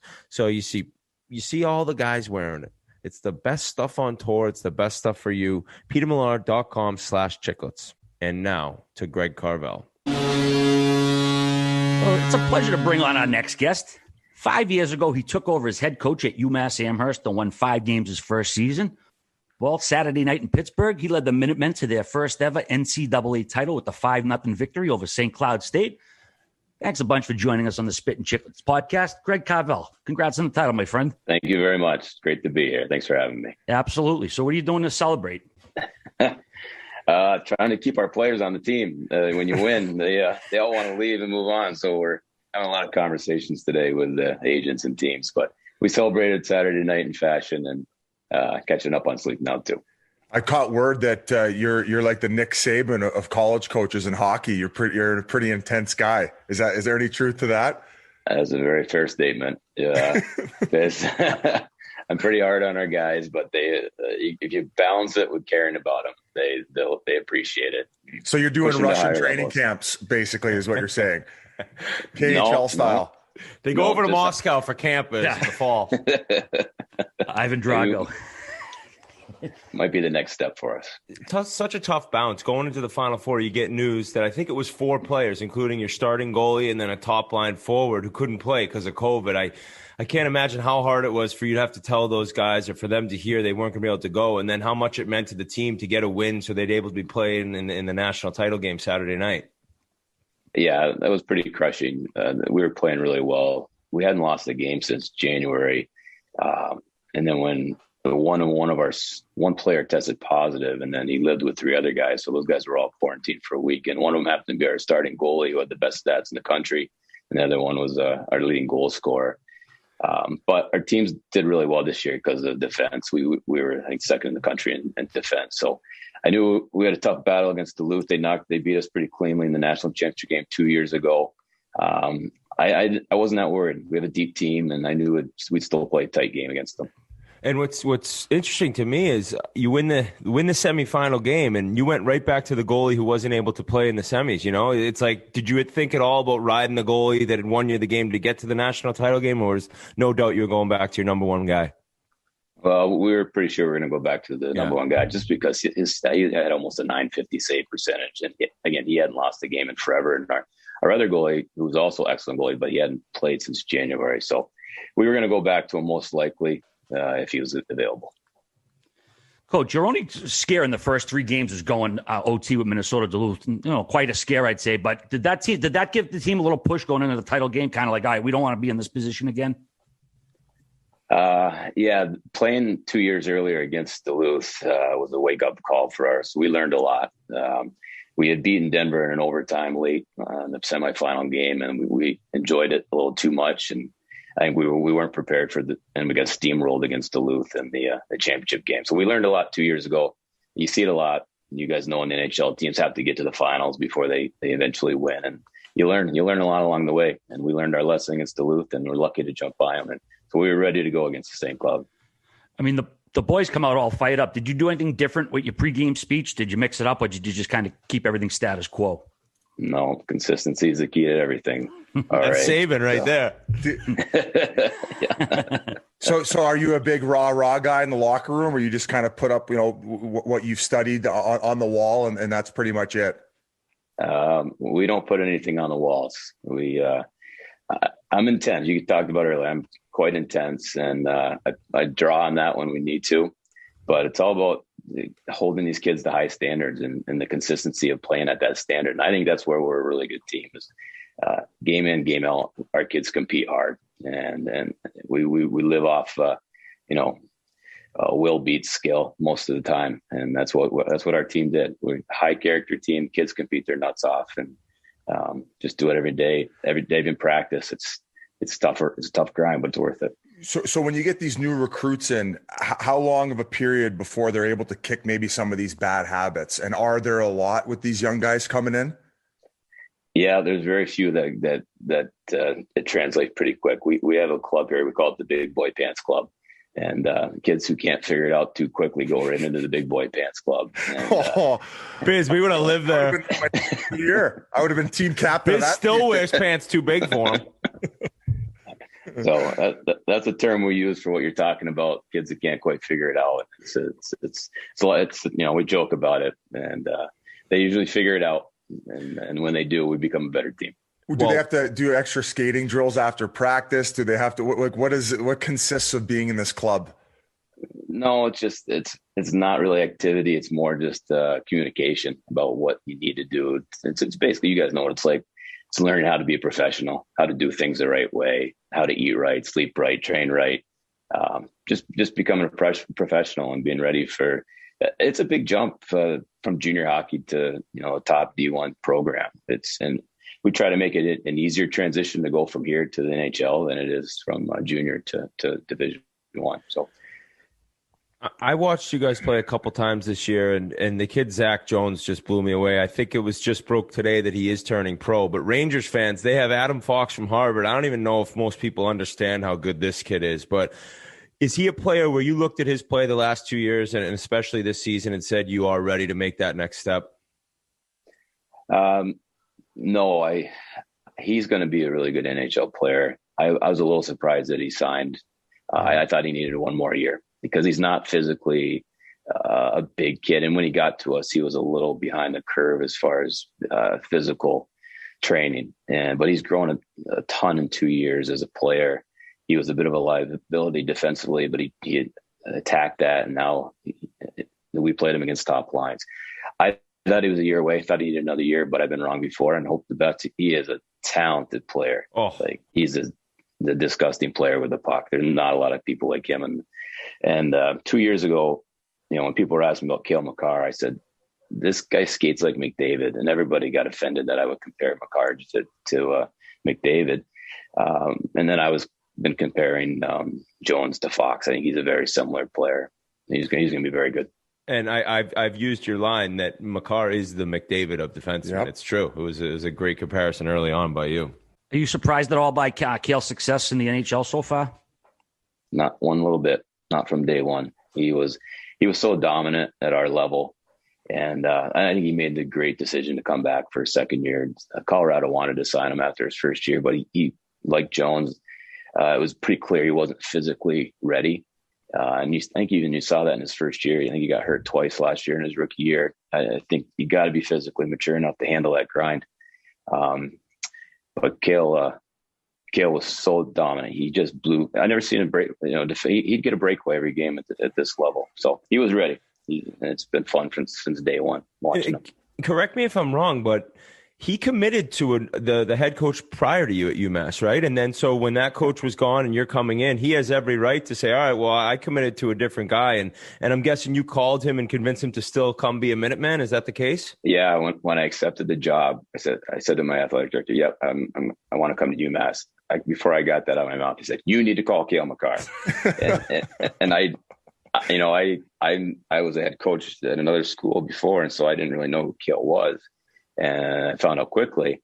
And so I called his dad, I believe first, Gary Makar, who's outstanding. Like Cale is a great player because his father has his head on straight. Like they're principled, true to their word, high quality people.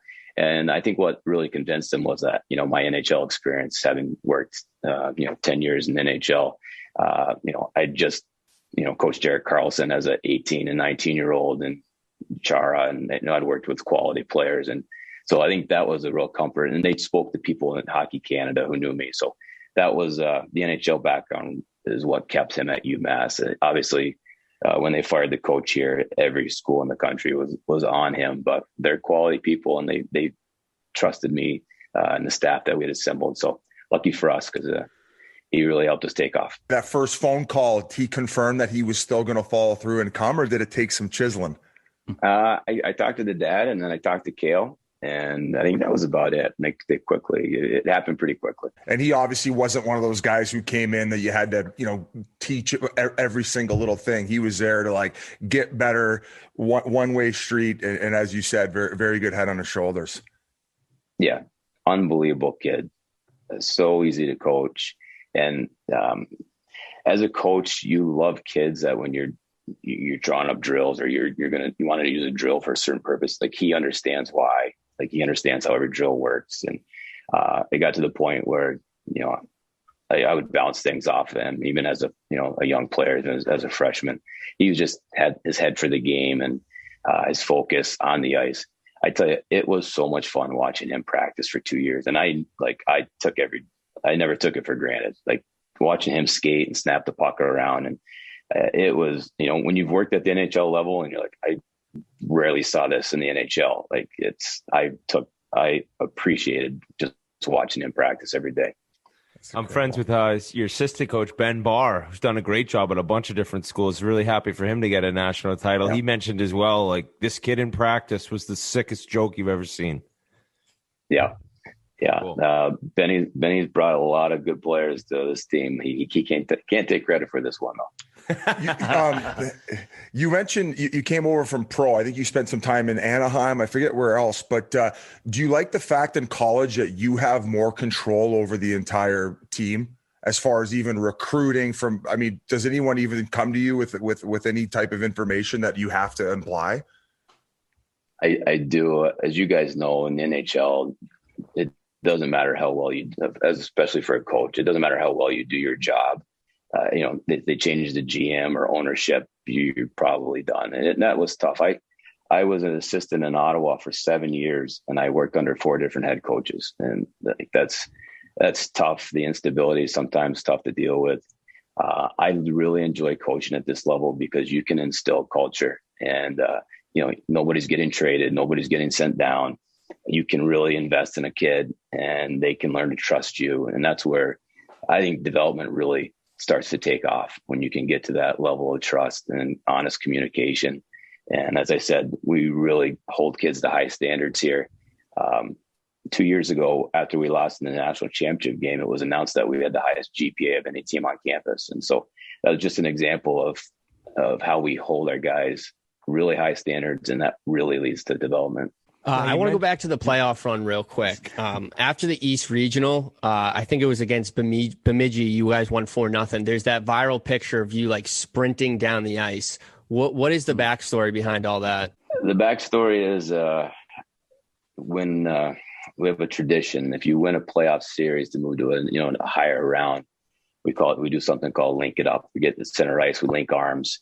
And just we do it at the beginning of the year, and the goal is to be able to do it a few times at the end of the year. And so it means a lot. And they asked me to do an interview, and Bucci and Melrose were going on, and I was like, I gotta go. Like, I'm not missing the link up. We wait all year to do this, and so I mocked it up a little bit by getting the arms going and sprinting across the ice. But I got some pretty good speed there. I had to go in at a pretty good level. But you guys know, we live on the ice, and so we're not that afraid of sprinting across. I knew the guys would catch me too. Greg, I want to ask you, you got the lead in the game. You never let it go, 5-0 in the third period. At what point did you allow yourself to recognize that you were going to win the championship? Did you have to wait for all the zeros, or did you, a couple minutes left, say, oh, shit, we got this? Well, it was 4-0 after 2. And we're a pretty good defensive team, so I figured we were in a pretty good place. I think about 10 minutes. It was 5-0 with 10 minutes to go. Obviously, by that time, it was obvious. And then the last timeout, I think it was about 3.5 minutes left. It occurred to me, usually in a TV timeout, you'll say a few things to the players, but I called them all in really tight and just asked them to. Well, I knew it was the only chance I was going to get their full attention before trophies were handed out. And I just wanted to thank them for all the sacrifices they made, and to really soak it in, because at my age, you realize that it's probably going to be the best moment of their life for almost all of them. And I wanted it to ring true for them. And it was ringing true for me. I coached in 2 Stanley Cup finals and lost both of them. So this was my Stanley Cup. And I know how much when you don't win them, you carry that baggage with you. And now I can I got new luggage to carry with me the rest of the way. Well, it's quite an honor to become a national champ. And I'm curious, you said you were in Ottawa, and after 7 years there, you go back to St. Lawrence, and you played for your former coach, Joe Marsh. And right after that, you took over as head coach. Was that kind of the plan all along? Listen, I'm not going to be head coach much longer, and you'll take over? No, really? No. Joe's a legend, college hockey legend, like Jackie Parker. And they're actually very good friends. I got fired in Ottawa, and a couple jobs didn't come through, and Joe had kept a spot on me and his staff. And so I went back to be his assistant, and it was always my goal. I loved being in the NHL, but again, the instability, I was kind of trying to build my resume so I could go back and be a head coach at this level. And Joe held a position as an assistant for a while. He lost his assistant, and then he got very sick, and he had to take a year off. And so I served as kind of a co-coach or interim coach for that year. And then after that year, he just decided to retire for health reasons, and I took over. Greg, when did you know you wanted to be a coach? Yeah. When Brian Murray asked me if I wanted to switch and work on the coaching staff with Mike Babcock in Anaheim, I hadn't really been a coach. I never had a long-term plan. I just, work hard, and the next thing that opens up, make smart decisions. And I was in hockey operations. I worked for the Islanders American League team in Lowell for a couple of years, and then I moved on to Anaheim. I was a hockey scouting coordinator, and I didn't know if this would come up because I listened to you guys a lot, but my job as scouting coordinator was to find college free agents. And one of the guys we found was Chris Kunitz. And I know that trigger warning. All right, good interview. Let's wrap it up. It's fucking pouring rain in Milton, Massachusetts right now. I just get a Kunitz bomb dropped on me by a national champion. Yeah, I knew that one. I know that's a trigger on the show. How the hell was he a free agent anyways? Who the fuck passed talk up on him? Talk about a butterfly effect here. Yeah. I went to watch him play at Ferris, and he was just flying around the ice, scoring goals. I was like, and crushing people too. Crushing people. It was like, how does this kid get this far? Nobody really knows about. But he's a good kid, and I know I got sidetracked there. But I was, as a scouting coordinator, Brian Murray came in and became the GM, and he asked me if I wanted to be the video coach. So Mike Babcock took me on, and that's where I started my coaching career, really, and learned a ton from Mike. Mike was the most, he taught me how important preparation was, and intensity. Like when you practice, I think as a coach, it's really important that you step on the ice and you lead your intensity has to lead the practice. And that's one thing I took from Mike. And then it just took off from there. I was very fortunate. Brian Murray was a great man that I loved working for. I had 10 years with him, but my coaching style is a bit of Joe Marsh, a bit of Mike Babcock, a bit of Brian Murray. And when you say, you got to go back to St. Lawrence, you become the head coach, you played there, your alma mater, was it tough to move on to UMass? I mean, I don't know the difference in pay. I know Hockey East is a little bit stronger, but what was it like for you to say, all right, I'm ready to take this next step? Like UMass sounds great. It was really tough. I mean, we're all pretty loyal people, and I loved it at St. Lawrence. I actually grew up in that area, so I was kind of like the hometown boy. I grew up there. I played there. I coached there. So I thought I was going to be there forever. And UMass came to me, and there's just something about it. I just felt like it was going to give me a better opportunity to win a national championship. I know I wouldn't have admitted that to many people, but now that it's transpired, it really was the crux of the decision. I had a few people that I really trusted say, you can win at UMass. And they'd been stuck in last place for a couple of years. And I know the reputation of the program wasn't very good, but enough people said, Carvel, the resources are there to do it. And one of the resources was of the AD, and he really sold me on that fact. We have a lot of Canadian listeners who may not know how kind of shocking it was to see how good UMass is now. But for a kid who grew up here and BU and BC getting the top Massachusetts players for the most part, how did you approach that when you got there in terms of, all right, well, we're battling uphill to get the best players from around here. I'm going to look elsewhere, USHL, et cetera, to find the best players I can.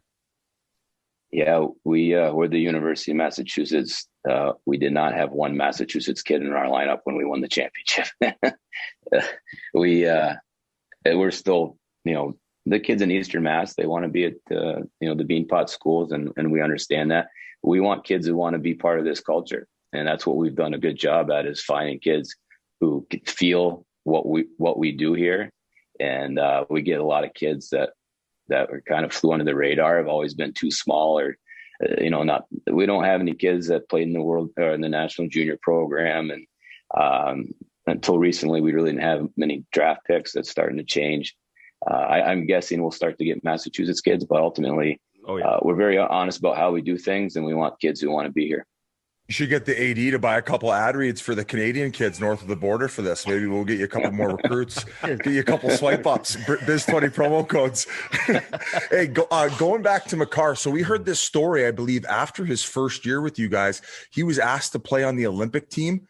And I know that there was conversations between him and his father, and I want to say Colorado at the time. Were you involved in those conversations and him eventually not deciding to go to the Olympics?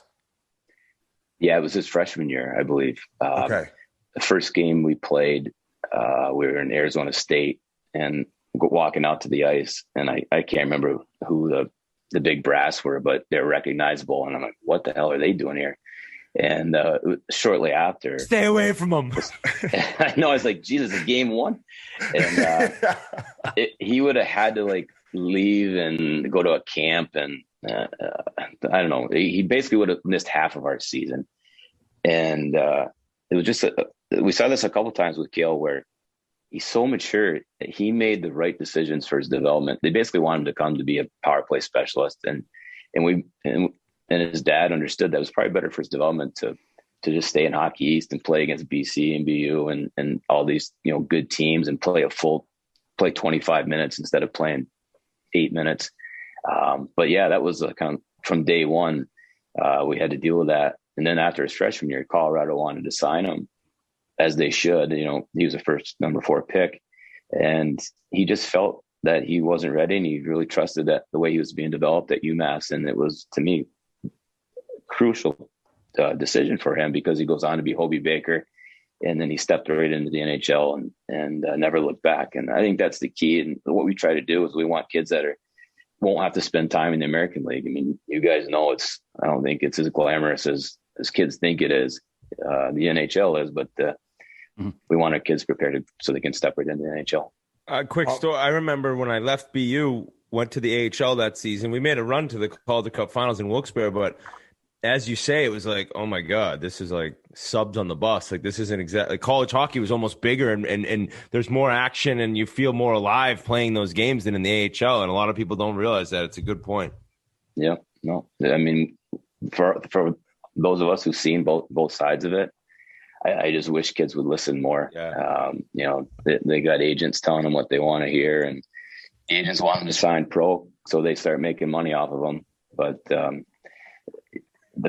as you know, Whit, college hockey it's awesome, and it doesn't really get any better. And I can't tell you how many times I sat in an NHL locker room listening to having conversations, watching the major junior kids like look with awe, like, God, man, I wish I would have done that. And then all these major junior kids playing in the NHL are like, my kid's going the NCAA route. And Mark Recchi. Mark Recchi saying that to me. He's like, that's where my kid's going if he can. Yeah. The NCAA kids were like, I wish I stayed longer. I'm in the NHL, but I wish I'd stayed another year. It was so much fun. So I remember Ryan Shannon said, what did he say? He said, there's only one bad thing about college hockey. It only lasted 4 years. I thought that was a pretty good statement. Well, you ended up playing 4 years at St. Lawrence, and in the midst of that, you were drafted in the supplementary draft by the Penguins. Now, I forget what that even was at that time. No offense. Yeah, no, you should. There's no reason to remember it. It was a draft for the kids who kind of fell through and kind of developed later. It was for like 20-year-olds. So it was all U.S. college kids, and I was drafted because mostly through Pierre Maguire and Scotty Bowman. Pierre recruited me to St. Lawrence, and then he went on with Scotty Bowman in Pittsburgh. So I know Scotty pretty well and Pierre really well, and they knew me as a player. So that supplemental draft was just kind of like taking flyers on kids. But I am a Penguin in a small degree. Greg, you got another outstanding recruiting tool this weekend. But outside of the hockey, what else do you sell players on to get them to Amherst? All right, you've partied there. Once or twice. It's a fucking blast. I didn't go there, but. So kind of off topic, but when we got here and we were trying to recruit, we were going after a kid from Massachusetts, and it was down between us and the University of Maine. And we're like, okay, we should be able to get this kid. And we didn't. He chose Maine over the University of Massachusetts. And again, this was our first year early on.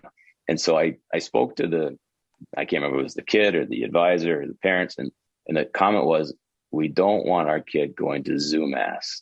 And I was like, oh my God, this is our battle. We have to battle. It's too fun, Greg. It's too fun. No, yeah, I don't want my kid having too much fun. So I was pissed, and I went in to talk to the team, and I we talked about my intensity, and I walked in, I was pissed off, and I said, we're not UMass anymore. We're going to be UMass. And I don't know where I came up with it. It just kind of split second. And I went over and I wrote it on the board, and it's still there it hasn't been erased. And it kind of became our hashtag. We needed to change the reputation of the program. And the university is going through great transformation. Like these public schools are getting more appealing because of the cost of private education. And we have a great chancellor and a great AD, and the school's in great, and the school's kind of taken on this UMass slogan as well to try to get around the UMass. But believe me, there's still a lot of zoo here out in the Western Mass. I'm glad you didn't go to Dry Island, because that hasn't really worked out in the past. I'm glad you picked the UMass. I like that ring a lot better. You know, you bring up a good point that I haven't talked to many college coaches about this, but you talk about that kid who didn't come, and you're talking to his advisor. And do you do it all, any dealing with like advisors calling you if their client isn't playing enough? Or are you saying, don't even think about calling me? You don't deal with any of that bullshit?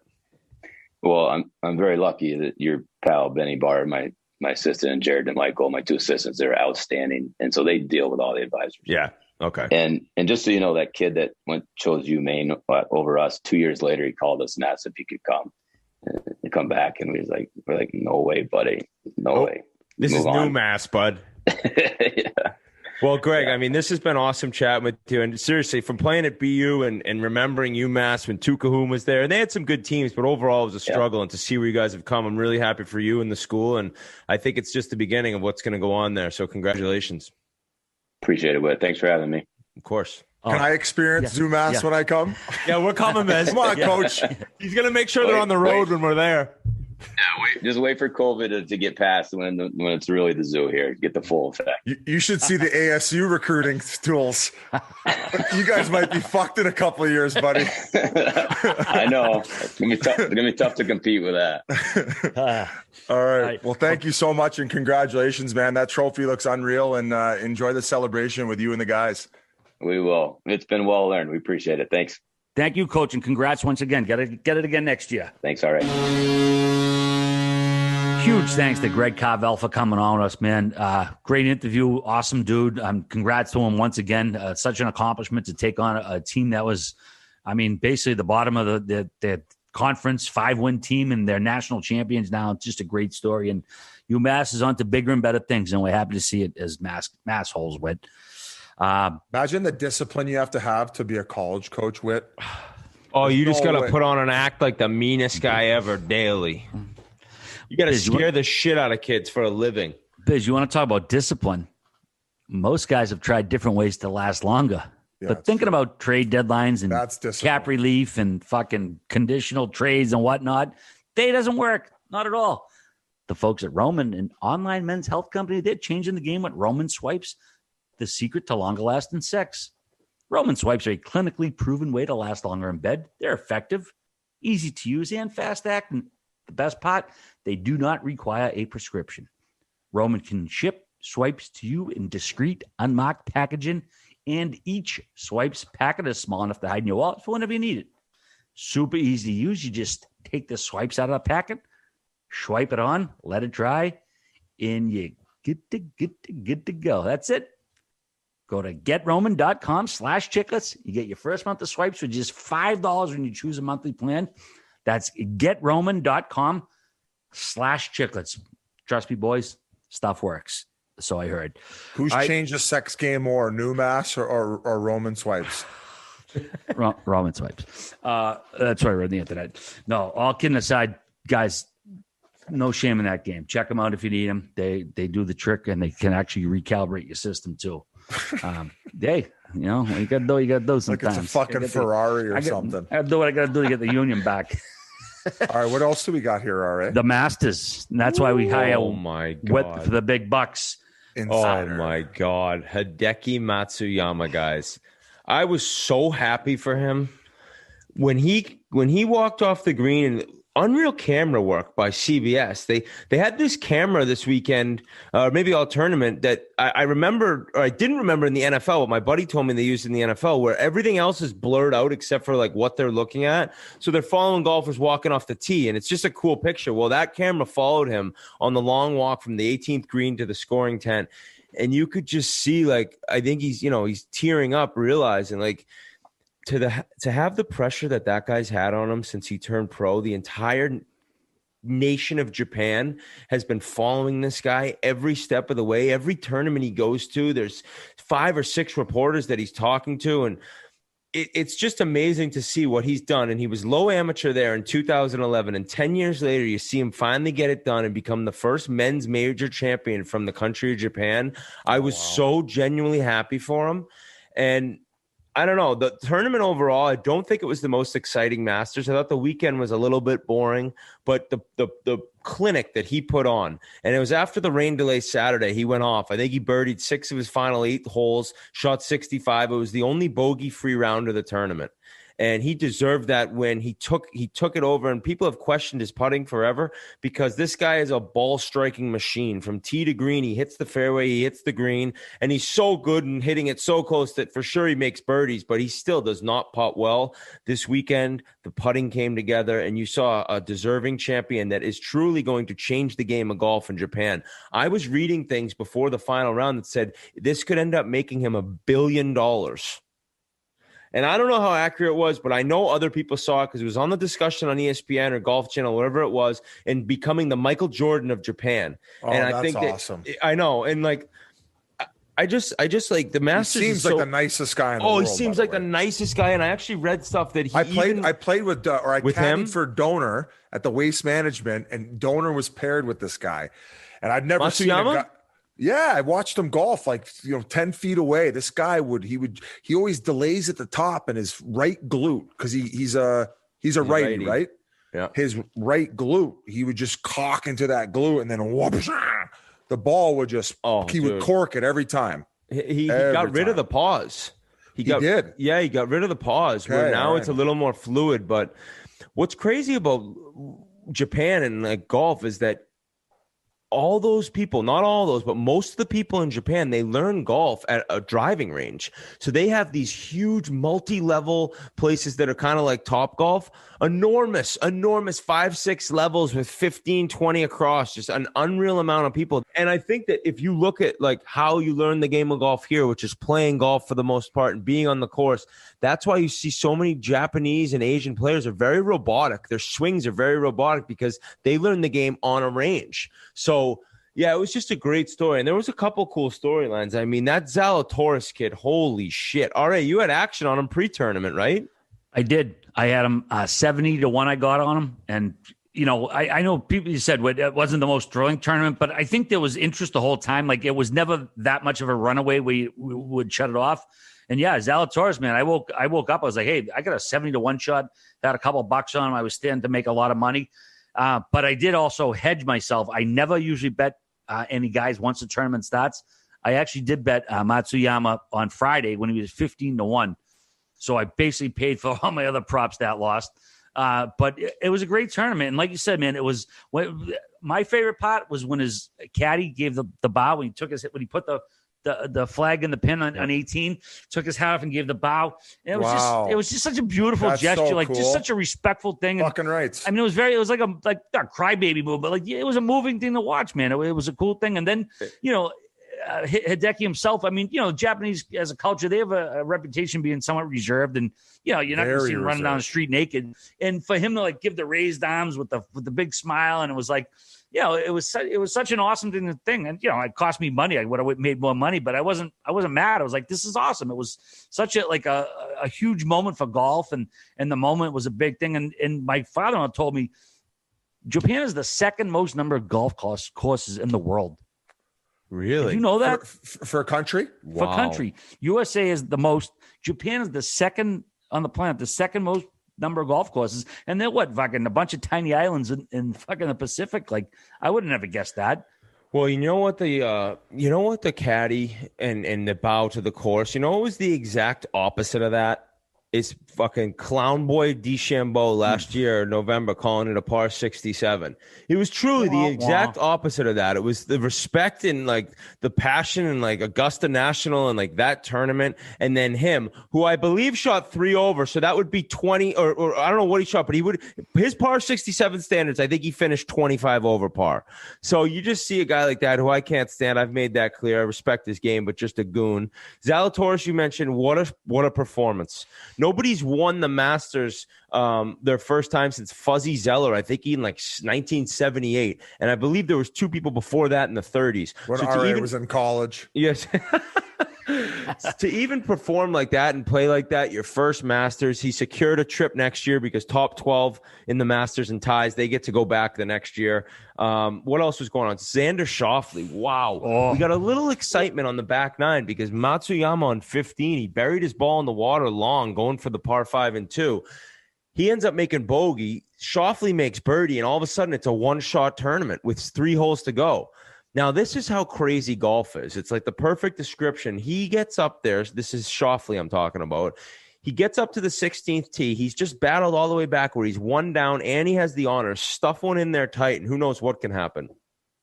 He's birdied the last 4 holes in a row. He birdied 12, 13, 14, 15. He gets to 16. So you can imagine he is as confident as he's ever been on a golf course, right? 4 birdies in a row. You're 1 back in the Masters. I'd never know. How could you be more confident than that? And he dunks it in the water. No. Yeah, and it's like he actually said he thought the wind was down off the left, and he said he pured the iron. I don't necessarily believe him because it was a piss-poor shot. And right then, Matsuyama's got the 1-shot lead. He's staring double in the face. Schauffele went on to make triple, and Hideki just ends up – I think he actually bogeyed the hole too, but the lead was back to 3 or whatever it was, and he never looked back. Well, what I thought was ironic about that in a way – what was that we talk about the pressure, a guy who's number 1 on Sunday and all the pressure's on him. Well, Schauffele made those, nice shots, and all of a sudden he couldn't handle the pressure being number 2. He yanked that 1 shot and put it in the drink there. And it was great drama. Again, it wasn't the best Masters ever, but if you got up and walked away, man, I thought there was something to watch all game. The young American, he looked. Oh, that was so fun. David Bowie. Everybody was posting photos about how he looks like the caddy from Happy Gilmore, and even he's embraced it to where he had it inscribed in one of his wedges, right? Boom, exactly, Biz. Yep, he had it on his one of his wedges. It said, "Mr. Gilmore, I'm your caddy." And then Adam Sandler tweeted him, and then he tweeted back at him, "I'll be a caddy any day." That shit's great because golf, sometimes can be a little stuffy with a stick up its ass. Yeah, that type of stuff. It makes it more approachable for the casual fan. What's crazy is he's not even a PGA Tour member right now. Dude, he's on the Corn Ferry Tour. I will say though, I know I wasn't going to win, late, but the fact that hold up, the Corn Ferry Tour, that's a thing. That's the name of the minor league tour. The Corn Ferry Tour. Get the fuck. That's a joke. It used to be the Web.com tour, and it switched to the Corn Ferry Tour. No, it ain't the fucking Corn Ferry Tour. I'm telling you that. It's going back to Web.com. The Corn Ferry Tour. It's with the Corn name for a tour. Who named that fucking tour? Corn Ferry is a company. It has to be, right? Oh my goodness! I'm googling along with Crack and Barrel Cup, Elephant Respect Level, or the Crate and Barrel Cups tour. coming. Obviously I love hockey betting and playoffs. You know what? The gambling stress level with golf, it's off the charts. It's right up there with hockey, man. I was streaming Noonan at my fucking TV for 4 days. Every shot, in hockey, every shot matters. In golf, there's fucking 70 shots a day for 4 days. And it's Friday, you're Rose is up 4 strokes, you're shitting your pants. And, I was in it till the last stroke, but the fact that Hideki missed that second to last putt and then it won it, so that I lost by 1 stroke. It just was an extra But again, I was so happy for the guy. I ended up making a couple bucks, but I did put this in the outline. Is having a lead in the Masters Sunday one of the most mentally challenging things in sports? I would say yes, because the whole thought of teeing off at 3:00 is nuts. I mean, you're up early. First of all, the night before, you're sleeping on a lead to win a major. And then you wake up and it's 8 a.m. It's like, I don't tee off for 7 hours. What do? You have so much nervous energy. And then you get there and all the cameras are on you. Yeah, I mean, any major championship, but the Masters, no doubt, with a back nine lead. And the old saying, like the Masters doesn't start till the back nine Sunday. Like so many crazy things have happened at that golf course. And playing in the tournament, every guy knows what's going on. You step on the 12th hole, you know that Koepka, Molinari, and Finau all put in the water when Tiger won in 19. It's like there's just so many memories of that tournament and that course that actually closing it out there is, I can't imagine how incredibly difficult it was. And Matsuyama shot one over and it was enough, but you know he felt the pressure out there. Absolutely. Did you happen to catch the pictures of him that Foreplay tweeted out? One of their listeners saw Hideki at the airport. I saw that he's carrying around the green jacket. I would have been wearing it. He's sitting there just like me or Grinelli waiting for our fucking flight home from our latest road trip on his phone with the Masters jacket, like green jacket folded over the airport chair. It was just like, guys, could be the last non-private flight he's ever on. Ooh, I've never been on a PJ. One of these days, fucking wet will spring for me. What else? Don't hold your breath. I'm not. What else we got here, boys? I think that's any other golf notes you got for us? With DMX passed away. Yeah. Hold on. Shout out to DMX, that guy. Yeah. What was the name of the album I'm thinking of? Well, he had 2 in 98. I talked to my the one with Jeff the red Jacob. cover. Yeah. That album. He had 2 in 98 that went platinum, I believe. So he owned the rap game in the late 90s and definitely a very he'll go down as a legend in the rap game. When Tyson came out to his song, I don't know who he was fighting. That was like, this is the perfect song for Mike Tyson to get ready to kill someone in the ring. Yeah. Obviously I'm not a rap fan. I'm an old school rap fan. I'm just not like I said before, not a music fan since I've been an old guy. So I've heard a few of his songs. I can't say I'm a DMX fan, whatever, but I'll tell you what I was like touched by in the last few days when he passes, all the stories that came out about him that people were putting on Twitter and how much of a genuinely nice guy he was. Like he would, be in a food fucking grocery store line and someone would be, he'd pay for their groceries. He was just everywhere he went. He was like friendly with everybody, a nice guy. And actually, he had substance abuse problems, unfortunately. And it was my cousin was actually his counselor years back. I never met him, and it's a second cousin I don't talk to often, but I always kind of like thought about the guy, and it was just so heartbreaking that he seemed like such a genuinely nice guy, and he just couldn't get over his problems, man. And it's like. It's just such a human thing. You're just sad that somebody dies from that way, man, that they're just troubled and have that trauma and can't get over it, man.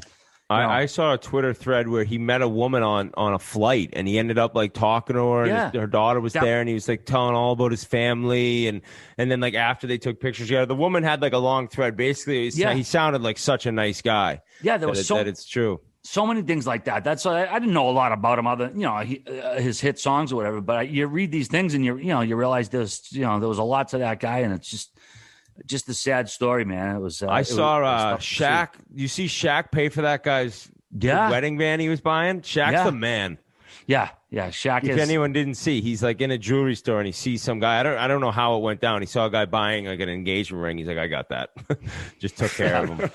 Throw it on the tab. He's like, I'll take care of it for you. All right, impression. Late in the episode. When's the last time we got one of Shaq those? impression? That was pretty good. All right. Thank you, buddy. Better than your Sean Connery. Rose just whine about trying their best. Winners go home and fuck the prom queen. Yeah. 6 out of 10. All right. Was that? Fuck you. All right. Hey, boys, if you're a business owner who's hiring, you probably face a lot of challenges when it comes to finding the right person for your role. Not enough applicants, too many resumes. That's why hiring can feel like trying to find a needle in a haystack. Sure, you can post your job to some job board, but then all you can do is hope the right person comes along, which is why you should try ZipRecruiter for free at ZipRecruiter.com/chiclets. When you post a job on ZipRecruiter, it gets sent out to over 100 top job sites with one click. Then ZipRecruiter's matching technology finds people with the right skills and experience for your job and actively invites them to apply. In fact, ZipRecruiter's technology is so effective that 4 out of 5 employers who post on ZipRecruiter get a quality candidate within the first day. It's no wonder that over 2.3 million businesses have come to ZipRecruiter for their hiring needs. So while other companies overwhelm you with way too many options, ZipRecruiter finds what you're looking for, the needle in the haystack. And right now you can try ZipRecruiter for free at this web address, ZipRecruiter.com/chiclets. Once again, remember to go to this unique place, ZipRecruiter.com/chiclets. That's CHICLETS. ZipRecruiter, the smartest way to hire. Check that stuff out. They're great at what they do. All right, now we go to the pop culture portion of the episode. Biz, the album Whit was talking about, it's called "It's Dark and Hell Is Hot," is the one with the red cover. Yes. He had two big ones. Yep. Okay. Biz, I mentioned to you a little while ago, the BAFTAs, which are the English-British equivalent of the Oscars, they awarded the trophies the other night, and My Octopus Teacher won the best documentary for the BAFTAs. At the AVNs. Troy McClure. Between Ted Lasso and this octopus documentary, you think that you've helped push these people to the top? No, I'm not saying that at all. Maybe Ted Lasso. No. Hey, Whit. I think deep down he does believe it. Same way he named the Vegas Golden Knights mascot. Well, that's obvious. But no, I didn't push these guys to award level. I think I've definitely given Ted Lasso a bump. I mean, there's probably a few hundred people who've watched the show because of me. What do you think? That's a bump. That's a big bump. 200 people. What do you think? How many people do you think watch Ted Lasso, Biz, because of? I think thousands have watched it because of you. That's even better. That's even more than I thought. Well, it depends on. How many views has the show had overall? I'd like to see 16 billion. Obviously we can't fucking count it technically, but I got enough replies, and that's not just like, oh, I watched it was good. People fucking love that show. That's true. Man. They really do. Okay, so Crosby loved it. Yeah, you posted something about everybody was talking about Tiger King. Crosby, being the legend he is, talked about Ted Lasso. Yeah, maybe. He didn't say where he heard it from. Maybe someone else told him, but either way. But we're not here to talk about Ted Lasso tonight. My Octopus Teacher, dude. You guys have to watch this. Listen, my old man and my brother, they don't listen to every movie I tell them to watch. They both watched it, and they were like, "Holy fuck, dude! Like, I can't believe that movie. Like, it's how long is it? Not crazy long. I'll pull it up while I'm yapping here. It's on Netflix. I think less than 2 hours. Here we go. Fucking runtime here. Bada bing, bada bang. It's on Netflix. It's probably an hour and a half, 2 hours, and it sounds like one of those like, what are you crazy? Because I was like, My Octopus Teacher. What the fucking kind of name is that for a documentary? And I put it on, and you get sucked in. It's this unbelievable tale of this guy. He's just kind of having a like crisis in life or some shit going on. He lives in South Africa, and he dives. He does not snorkel, not scuba, snorkel dives among this kelp forest, and he meets this octopus, and he becomes pals with it. And it's this crazy thing.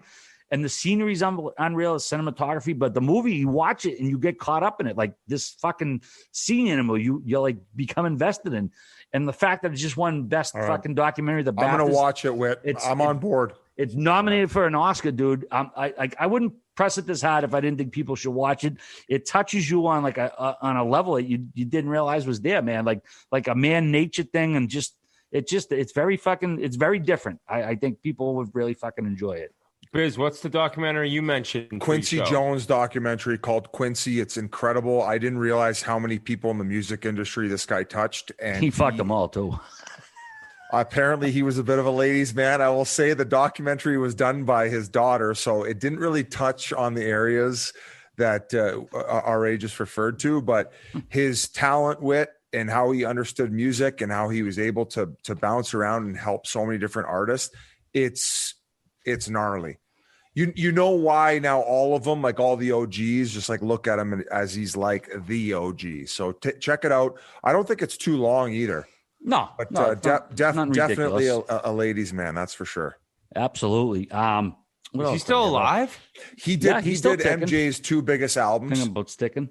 Did he really? Throwing it off the wall. Oh my God! 80 Grammy Award nominations. 80. Yeah, I thought it was 79, but maybe that's changed. Yeah, and didn't he do? Oh, and he did Fresh Prince of Bel-Air. Did Fresh? And that's like another little like, oh, that was just like a side project thing. He has done so much in everything. So Frank Sinatra was the one who completely changed everything for him. right? Did you watch it, RA? I did. And the fact of the time with that they were forced to stay in motels whenever they were on the road. And Frank said, no, they're going to stay wherever we stay. Wow. His middle name was Delight. He was Aces. What a middle name. And he also helped Frank Sinatra out a lot towards the end of his career too. So folks, you definitely got to watch it. Just take the butcher's word for it. In that same vein, business musical documentaries. There's one called Hitsville. It's the making of Motown. It's like the history of Motown. I think it's on Showtime or Showtime's On Demand. Fantastic. If you're a Motown guy, I mean, I know half the audience probably is like, what the fuck is Motown? But Motown music is iconic in American history. It's a fantastic documentary about the whole history of it. And also, it's one called If You Don't Know Me By Now. Wait, it's the Teddy. I gotta look at the Teddy Pendergrass story. You guys know who Teddy Pendergrass is? No. All right. You ever hear Harold Melvin and the Blue Notes? Nope. All right. They had a bunch of awesome tunes in the 70s. And this guy, Teddy Pendergrass, one of the greatest voices ever. He was the lead singer of the Harold Melvin and the Blue Notes. Ironically, Harold Melvin was a dirtbag and tried to make it look like he was the lead singer. And this guy, he was the biggest sex symbol in the 70s. And he was a star. And then all of a sudden he got in a car accident and fucking got paralyzed. Then his life did a whole fucking shift. It's honestly like, even if you don't know one song of this guy or you'd never heard of it, whatever, this documentary, man, it's unbelievable. I think if you don't know me by now, I got to look at the fucking, I'm drawing a blank on it. I got some research I got to do. I got to do some watching here. The octopus one, it's not getting through to me what you're saying, but I think I have to. I mean, you said it touched you on a level you've never been touched before? Not never been touched before. It touches you on a level that you didn't know that might not have been there. Because you're like the last time I was entertained by a guy interacting with a sea creature was fucking Troy McClure in The Simpsons 30 years ago. This is different, man. It's just like, because I was skeptical going in, and it's like the more you watch it, because you're like, this guy's a wacko, and they're like, oh man, you just like get sucked into it. And I'm like, do I want to spend 2 hours with the octopus or watching the gif of the elephant with a huge cock for 2 hours? No, man. No, I'm telling you. And not only is it like on that level, but do I want to stare at this guy's cannon cock? Or do I want to watch this 2 hour doc? But let's go with the elephant cock. How smart and like creative, and like how they survive in the wild, dude. Yeah, absolutely. Oh, here it is. Teddy Pendergrass. If you don't know me, it came out in 2018. It's in the Showtime family of docs. Yeah, he was the singer for Harold Melvin and the Blue Notes. I'm fucking blanking on how many great songs he had, but yeah, check that out. The Motown one. I think that's it. Any other fucking shit you guys want to talk about? Oh yeah. Well, if we're talking about watching stuff, you have the Pink Whitney mini golf video dropping on Thursday that you absolutely can watch, and it will be a pleasure for you. And we have the behind the scenes video of the Pink Whitney Cup. It's kind of, we had Pasha follow around Biz, follow around RA, follow around myself. So Cher McGuire. Yes, that's what people were calling RA. All right, you were good at that. You were really good. RA. That was a natural. What if RA left us for NBC that was doing sideline reporting? They do drug tests. He went to I'm fired. He went to Christopher Columbus High School back in 1982. He was honestly, boys, I had no idea what I was doing that day until I showed up. That's why you don't say. Yeah, but it was a blast. The Pink Whitney Cup. We obviously the results have come out. That was so much fun doing that stuff. Biz, what was funny, Biz, you didn't hear me all day, and I didn't hear you all day because we were in different things. So it was kind of cool to go back and see how fucking funny you were that day because you killed it. Oh, thank you, Ara. I am also a Pink Whitney Cup champion. I'm a ring chaser, but I am a Pink Whitney Cup champion. There'll only be one first ever Pink Whitney Cup champion, and that is me. That's me. Don't worry about it. We got some embroidered sweatshirts in the old store, so right? We're dropping some very high quality sweatshirts here. These things are awesome. They're embroidered Chiclets logos. We have a gray sweatshirt with a white logo, and we also have black sweatshirt with a pink logo for Pink Whitney, of course. You can find those at barstoolsports.com/chiclets. And I mean, this is probably my favorite sweatshirt we've ever put out. It's so comfortable. It's perfect for the spring. It's 10 out of 10. That shirt is sick. I'm reading the comments of the trailer for the octopus teacher. I cried and laughed and hoped and feared watching this. Beautiful, the most heartwarming documentary I've ever seen. My teenage son and I watched this last night. Absolutely phenomenal. I don't think I've ever cried so much during a film. Tears of joy, heartbreak, and hope. Wow. This movie changed my life. A reignited passion for wildlife conservation. Still, my 76-year-old father, retired Boston firefighter, old school guy. I told him watch it. He was blown away by it. My brother, same deal. Like, all right, I'm in. What a fucking show, huh? We can wrap it up. We appreciate everyone listening. Yeah. The deadline is now done, which means we're in the sprint to the finish, which means the playoffs are around the corner, and I cannot wait for a Final Four of 4 division winners and a gong show semifinal for the Stanley Cup. So I'm very excited for the end of the season to see who gets in and who goes on a run. And I think there were some interesting deals we'll be following closely as the next few weeks and months go along. So thank you for listening as always. Thank you to Greg Carvel. Congrats on the national title. And Dale Weise. I know he's still looking to play. We'll see where he ends up, but an awesome time chatting with him too. So we thank all of those people along with you for listening. And I finally fucking said something that made sense this episode as I was saying goodbye. So peace.